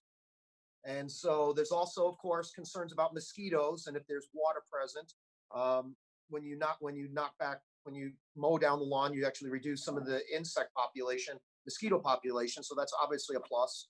But again, 75 feet, and just because it applies to one place doesn't mean it applies to everything. Also, we have to be careful when we have one or two residents comment on something and a board member immediately wants to change an ordinance. We've had that happen a couple of times over the years, where somebody hears something from a neighbor or two and immediately we think it's a township-wide issue. I haven't really heard, again, complaints about grass coming close to sidewalks anywhere. This is the only example of anything that's actually even anything close to that. We have the normal ordinance in place. We've lowered it and we changed it to deal with it, making it 8 inches. It used to be larger. We actually tightened the ordinance, and I think our compliance rate has improved, and it's still one of the areas that we have a nuisance. But overall, I think we did a pretty good job of addressing the general concern was having grass over 8 inches in most places. In that particular capacity. And something like this area here, which is an ex-golf course, again, I could see mowing 10 or 20 feet back and creating a nice little space away from there. 10 or 20 feet might be more than appropriate. And for some people's views, mine included, it can look very aesthetically pleasing to have a 20-foot strip of mowed grass and then have a nice natural area that proceeds beyond that. 20 feet is fairly nice buffer. And again, we're just coming up with arbitrary amounts here. 75 feet in this particular case is an arbitrary number. And I just think it seems to be a pretty large number. And I think that we could go with a less number. There's also the ecological costs of mowing. Now, there's been a lot of studies done on the amount of petrochemicals and it contributes by using power mowers to do this. So just like when we do excessive paving and we've had these issues about roads and the cost of maintenance and the environmental costs of excessive roads and excessive parking, it's the same thing with excessive mowing. There are costs, environmental and other costs associated with it. So we have to look at the big picture also. And at times, if we do less mowing again, we're actually doing less harm to the environment in other ways. So that's another thing to consider. Can I address seed? And you have an area of grass within that radius of a sidewalk or today a structure, that you have to mow it and that you can't let the grass grow 36 inches tall. I mean, if you go there, you can't even see the sidewalk right now.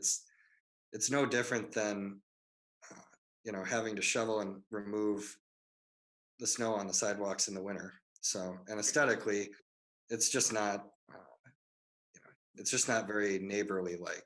And we've heard from many different residents. I mean, that's why repeatedly we called the owners, Schaefer and the ownership there last summer over and over and over again was to get them to mow it, but we had no ability to compel it.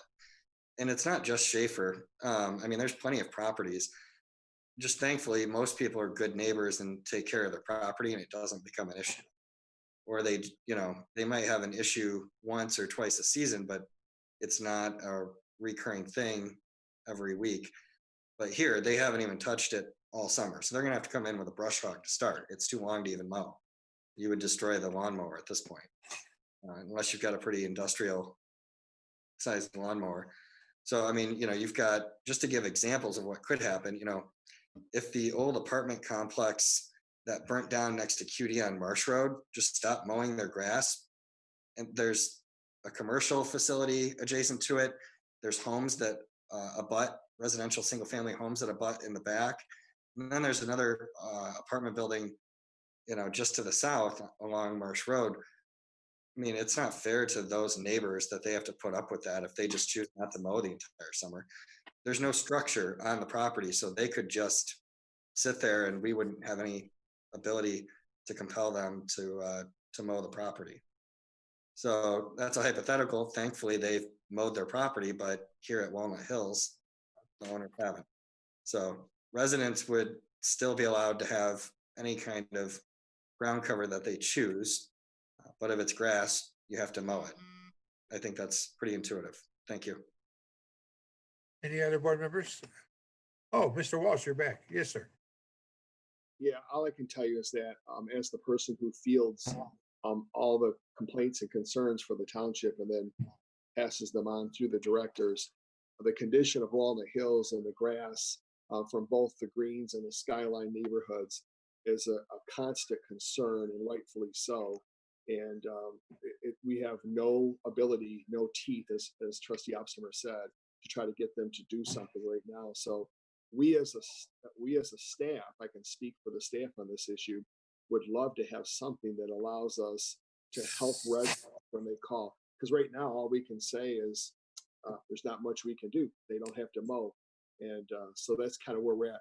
This really would help out the residents a lot that live adjacent to these areas. Okay, Ms. Wasinski. I would, I appreciate the ecological reference regarding mowers. I would like to add from a public health standpoint that there's also a concern when you have harborage in an area, especially if you have harborage in an area that has residential properties that promote food and waste in tall grass. So it could promote additional public health concerns like rats, mice, snakes, we mentioned mosquitoes. There's some of those things too, just to consider when thinking about large areas of tall grass. Just something to consider that we contend with regularly. Ms. Jackson. I'd like to ask Mr. Kieselbach, I don't remember from my planning commission days, but what is the minimum setback for a structure from the, I think the reference point is the center of the road, depending on the type of road there is? That's right. And typically in subdivisions, it's from the right of way line, not the center of the road. It's 25 feet back. Along, say, Grand River, which is major artery, it's 100 feet from center line.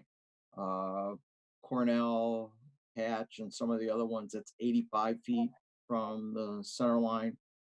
Okay. So I'm not sure that I've got a solution to a problem from that yet, but it seems to me part of the problem at Walnut Hills is that there's not a structure there, and so there's no reference point that would require cutting of the grass. And so maybe we need to look at it from a different perspective rather than a structure on the property in terms of how far back or from the sidewalk the cutting has to be. Right. In my discussions with Mr. Opsimer, about this before adding it to or have him come forward to add it to the agenda. We have the 75 feet from structures right now. And the difficulty is, as you just pointed out, Ms. Jackson, where there is no structure, what's your point of reference? And his thought was, we use the sidewalk back from there. That gives us another point of reference, which could be a very reasonable one. And the 75 feet, more or less, came from me, thought was be consistent. We now say 75 from the house, let's say 75 from the sidewalk. It's just a harbinger of small mind. Okay. Others, Mr. Deshane. Yeah, I appreciate the manager's comments, and so I'm not incorrect in remembering a series of complaints by those neighbors, people in some very beautiful homes there that are now troubled by a dilapidated property that's been essentially abandoned for years. I think we need to bring this back as an ordinance. I think we need to look at it and discuss it.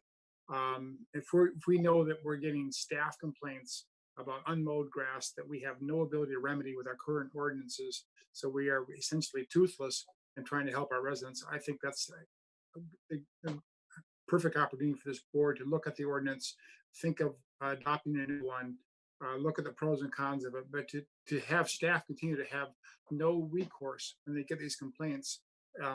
Why have enforcement staff if we're not going to give them tools to help them fix a problem that a resident brings to them, like tall grasses and the issues, environmental issues that Trustee Wazinski brought up? not to mention the aesthetic problems with it that degrades the surrounding properties as well. Before I go to Mr. Dreyfus, Ms. Sutherland, do you have any comments on this one? Oh, no, not really. Thank you, though. Okay, Mr. Dreyfus.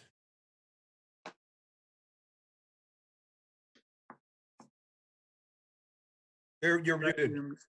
Right. Hi, Mark, I have a question for you.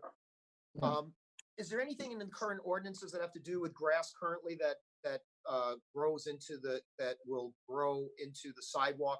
Not something dealing with the structures or anything like that, but grass on somebody's home that might wind up going onto the sidewalk. Is that something that we can address, or is that something we normally address? There is a ordinance for obstruction of sidewalks. So tree limbs that overhang the sidewalk, or grass or other vegetation that overhangs the sidewalk has to be trimmed back. We don't have a specific distance on how far back off the sidewalk it has to be. Most will keep them, 6 inches to a foot off. Tree limbs can't be lower than 8 feet above the sidewalk. So there is that ordinance. Thank you. So again, my perspective is that this could be worth having an ordinance that has something where in the situations where there's no structure, you can get some sort of a green belt, a mowing for the various benefits we said. But again, my concern is that we have an arbitrary amount. 75 feet from a structure is different than making it 75 feet from a sidewalk. That's not apples and apples. These are two different concepts. So the amount of space that's required is different. They're not the same things. There were different reasons that we have 75 feet around a structure that want to be free of grass is different than having to have 75 feet back from a public sidewalk. Those are just two different concepts. So I could see the reason to want to have some nice green belt in front of Walnut Hills.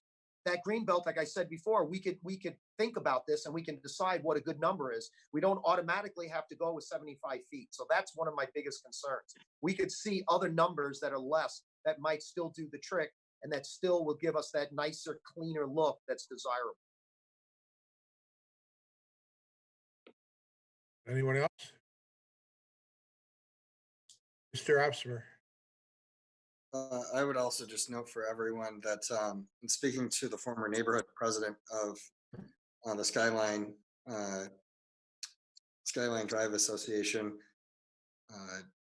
they noted that residents have had issues with the sight lines for pulling out of their neighborhood. So the grass has actually grown, not this year to date, I don't think, but last year the grass had grown so high that they were having trouble seeing oncoming traffic. So there is a public health threat with this as well. The 75 feet, I just felt like, this only applies to vacant property. So,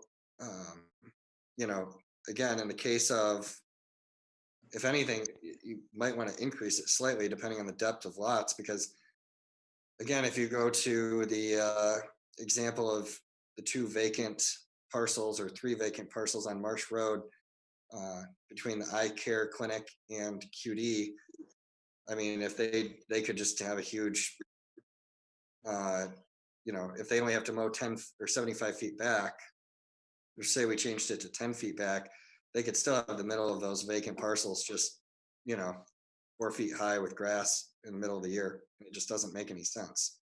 So the point is that we're addressing vacant parcels. And so when we're addressing vacant parcels, if it's a small parcel, you should mow the whole parcel. If it's adjacent to a sidewalk, we're not talking about property on, Cornell Road. That's why I picked sidewalks. Sidewalks perfectly divide the community into what is suburban developed or rural residential primarily in terms of its development. So, and 75 feet for the purposes of a huge former golf course like Walnut Hills at least pushes it back so that the sight line from the road vantage point is reasonable. But I'm guessing that the lots on Marsh Road there would be close to 75 feet. That might not cover the whole lot. So just to give an example, we don't want to be in the position of reacting. We're not imposing any hardship on anybody. So we don't want to be in a position of always having to react, because then when there is a problem, it takes us 2 months to adopt an ordinance just to fix it. We sat here on our hands all last summer while residents in Walnut Hills, or adjacent to Walnut Hills, complained about, the issues and the unsightliness of the road frontage there. So just wanted to leave everyone with those thoughts and the other examples of parcels that do not have structures on them that could present issues in the future depending on ownership. Thank you. I think where we're at is there's a consensus to do something. And so if Mark has an idea from our discussion of what he can come up with in terms of an initial draft of our ordinance, would be helpful. Mark, are you there? Yeah, we can work on it. And maybe just start with 75 feet. And if there's a consensus to move smaller, we move smaller. I mean, it gives us a starting place. Mr. Walsh. Yeah, real quickly, I would just invite all of the board members to take a look before the next couple of weeks. Go up and take a look, even maybe see if you can walk back on Skyline and see what it's like to live adjacent to this, and also on the greens on the east side of this. We have a tree complaint right now in a neighbor's yard on Skyline, and we were back there just the other day, and it's not something you'd want to live next to. So if you can, take a look at it. It's really Trustee Opsom is right. The neighbors that are complaining are right. It's really bad. Yeah, so we get a starting point. Let's get some language in front of us, and we'll discuss it the next time. All right, we are done with all that. We're now for comments for the public again. 3-minute comments. Mr. Geeves, are you there? We'll give the telephone number one more time, 517. I'm sorry, go ahead, Clerk Dreyfus. No, sorry, I just said the time, just noting the time. Okay. Telephone number is 517-349-1232. Again, the telephone number is 517-349-1232. And of course, if any of the people in the attendee area of the meeting would like to make a public comment via Zoom, they can raise hand via the feature on their screen right now, and we can enable them to be able to speak as well. I'll pause to go answer the telephone, actually. Okay. If you're on the screen.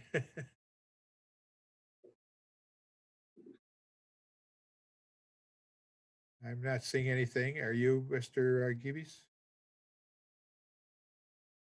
You're muted, Mr. Geeves. No.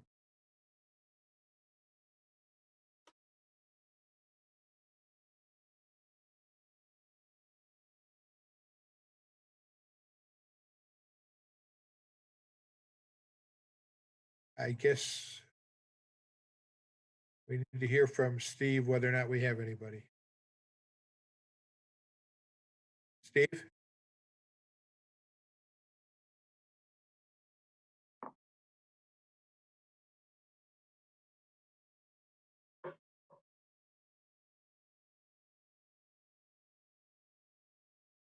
All right, well, we'll move on to other matters. Actually, my apologies that we had 2 calls come in at the same time. I'm going to put the first caller on right now. Could you please state your name for the public record? Joyce Vancouvering, 5882 Okemos Road. And go ahead. Good evening, Supervisor Stejka and board members. I had a question about the communications. I didn't realize that there's a cutoff date, and I want to know where that's documented, and also how the public knows that there's a cutoff date. Because I think I've recalled in the past that people have submitted communications on Friday, and they've been in the packet, and I know the packet gets posted at 6 o'clock on Friday, and I just would like to see that documentation. Thank you. Thank you. And just to remind the public, we don't have a dialogue during these, but your comments are certainly noted and maybe I didn't realize and will maybe responded to later. Thank you. And we have a second call coming in right now. Please state your name for the public record. It's Tom Haas, 1491 Franklin, Hazlet, Michigan. And Mr. Haas, your volume of the meeting in the background is a little bit too loud. We're getting a little bit of feedback. If you could turn that down, please. I just muted it. Yeah, my public comment is thank you for approving the Hazlet Village Square tonight.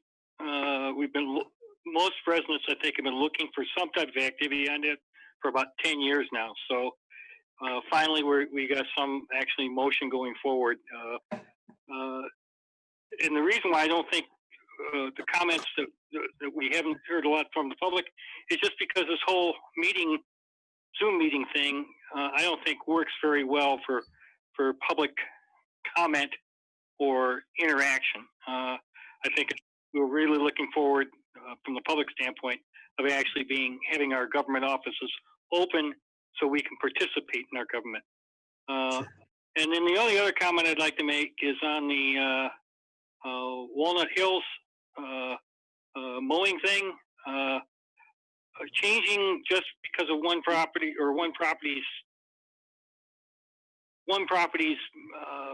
dilemma is not necessarily, in my opinion, good ordinance or good ordinance prep. I would hope that you would reach out to the owners and try to get them to participate more willingly. And the underlying problem is get it developed. So that's all my only comments. Have a nice day, and thank you for being there. Thank you for your comment. Anyone else, Mr. Geeves? That's all we have at this time, sir. All right, now we're ready for other matters from the board. Ms. Jackson. Yes, now that we have a date for reopening, and there is a light at the end of the tunnel, I'd like to thank the manager and the M team and all of the township employees for the way in which they have conducted the business and service of the township through this period. That's it. Very good. Other board members? Final comments? Mr. Opser, you're muted. Yes, I was just wondering if the clerk could comment and clarify where the policy is for communications and submission of communications, because the other thing that comes to mind is that we often have communications come in even after the Friday over the weekend or on Monday or on Tuesday, actually, and those communications are always present at the board table, to give an example. Exactly, they're present at the board table. We don't have a board table to have present to hand it out at the dais. That's exactly why it wasn't handed out. When they come in, this policy has been in existence for years, so there's no surprise here. Board members don't have to act like they're suddenly surprised to hear this. It's been well established for years. The policy, not every policy has been in writing. We've had many policies that have been done through consensus and understanding, and this is one of them. That the policy is that all board materials have to be submitted, communications on Thursday, and the department directors by noon on Thursday as well. And we've had exceptions to that because there's some important issues that have come up, and so we've let department directors obviously put the materials in past that date as well. When we've had important issues and people have submitted materials on things on the agenda, they get handed out immediately to board members when it's an issue on the agenda. The communication that was received on Thursday night was not on the agenda, so it gets what it normally does. It gets placed in the packet at the following meeting. Mr. DeShane? Well, it seems that we have floating consensus. I mean, we also have a consensus that the supervisor will receive the minutes on Wednesday, but if the clerk's busy, it gets pushed till Friday. The problem is, without having these in writing, there's no way to hold any of the clerk or the treasurer or other people responsible. So if you're following a policy, it's best to have that in writing. Otherwise, it seems very arbitrary and opportunistic to say this is the policy today, but we didn't know that policy before that. Well, that's simply not Simply- true. The policy. Let's all not speak over each other, please. Mr. DeShane wasn't done yet. Let's not. I speak over- understand. Go ahead, Yes, Mr. please allow me to finish. So the advantage of having real policies in writing, they're enforceable, they're referenceable, we can all refer to them. I've been on the board for 4 years, and I've never heard of this Thursday afternoon policy you're mentioned. So and that's the disadvantage of having it only in writing or only in your head. We don't know those policies. So particularly as we move forward with the next board, we need to have any such policy in writing so the entire board knows about it and the public knows about it well in advance of it being brought up at a meeting, asking where correspondence is. Supervisor Syke, I'd like to respond. Mr. Dreyfus and then Ms. Wazinski. Yeah, it's interesting, Treasurer DeShane. You yourself received an email from me several times about being late and not having them there. And I quoted you, you were sent an email and you never commented on it. You're waiting now to comment on it because you see a political opportunity to comment on it, but you didn't comment on it when I specifically told you what the policy was and said that you didn't have the materials available for the packet, and there was no comment made from you, no discussion item at all. You understood clearly what was going on. This has been a policy for 8 years minimum. It's been going on through the previous board as well. And so it's really, again, disingenuous to suddenly act like that this is something that needed to be in writing when it was absolutely well known. I would be happy to put it in writing and have a written policy. It simply wasn't needed because we had the understanding fully among all the MT members and all the board members did understand this in the past. And there's not been an issue until now when a citizen was unable to get it in time. And this particular citizen, for her own political reasons, and that letter, by the way, is completely not true on some of the things that are being said, which I'll address when it is published in the packet. That's why it's being brought up right now, because it's a letter that attacks the clerk, and that's exactly why this issue is coming up. When it's something else that has nothing to do with the clerk, it's never an issue like this. So it's really unfortunate, again, that you don't follow consistency in how you enforce ordinances and policies, such as the minutes, for example. When Treasurer DeShane, for example, with the minutes, presents a page of changes and no board member reviews them at all, and they wholesale completely change the minutes for an entire page when we want to get the minutes down to a sentence or two, shows that there's really board policies are not adhered to by individuals when they have a political agenda right here on this board. And that's happened on numerous times over the years. So your disingenuous comments are really not acceptable here. The policy's been in place. I would be happy to put it in writing so that we could all have it in writing, but everybody knows what those were. And again, it's perfectly clear and it's been perfectly transparent and it's worked extremely well for 8 years until there's a political. We've heard your point, Brett. We've heard your point. Ms. Wazinski. Yep, I know you've heard my point. I'm glad you have heard my point. It needed Well, to be said. we've heard your point. You know, you're bringing politics into something that's purely a matter of administration of this functioning board. Ms. Wazinski. No, that's not Say true. that a policy generally is written and it's generally adopted and it's generally approved. And I personally would like to see some policy. I mean, this has clearly come up several times on the board about different things. And now we're having questions by the residents on when things are, truly need to be submitted. I think it just is good business practice to develop a written policy that we're all on board with. I'm relatively new to the board, so unfortunately I wasn't in the last 8 years to know that this was, assumed. So I just think. Well, I've been on the board for 8 years and I never knew of any such policy. Okay. No, that's. I have not known of such a, don't tell me what I know and don't Not know. telling you what you know. The issue's been brought up. All right, now, any other comments from anyone? Numerous times. All right, then it's time to adjourn the meeting. Is there a motion? So moved. Support. Moved by DeShane, supported by, all those in favor say aye. Aye. Aye. Any opposed? There's no opposed. We're adjourned. Okay. Hey, good evening. Have a good night. I didn't catch it.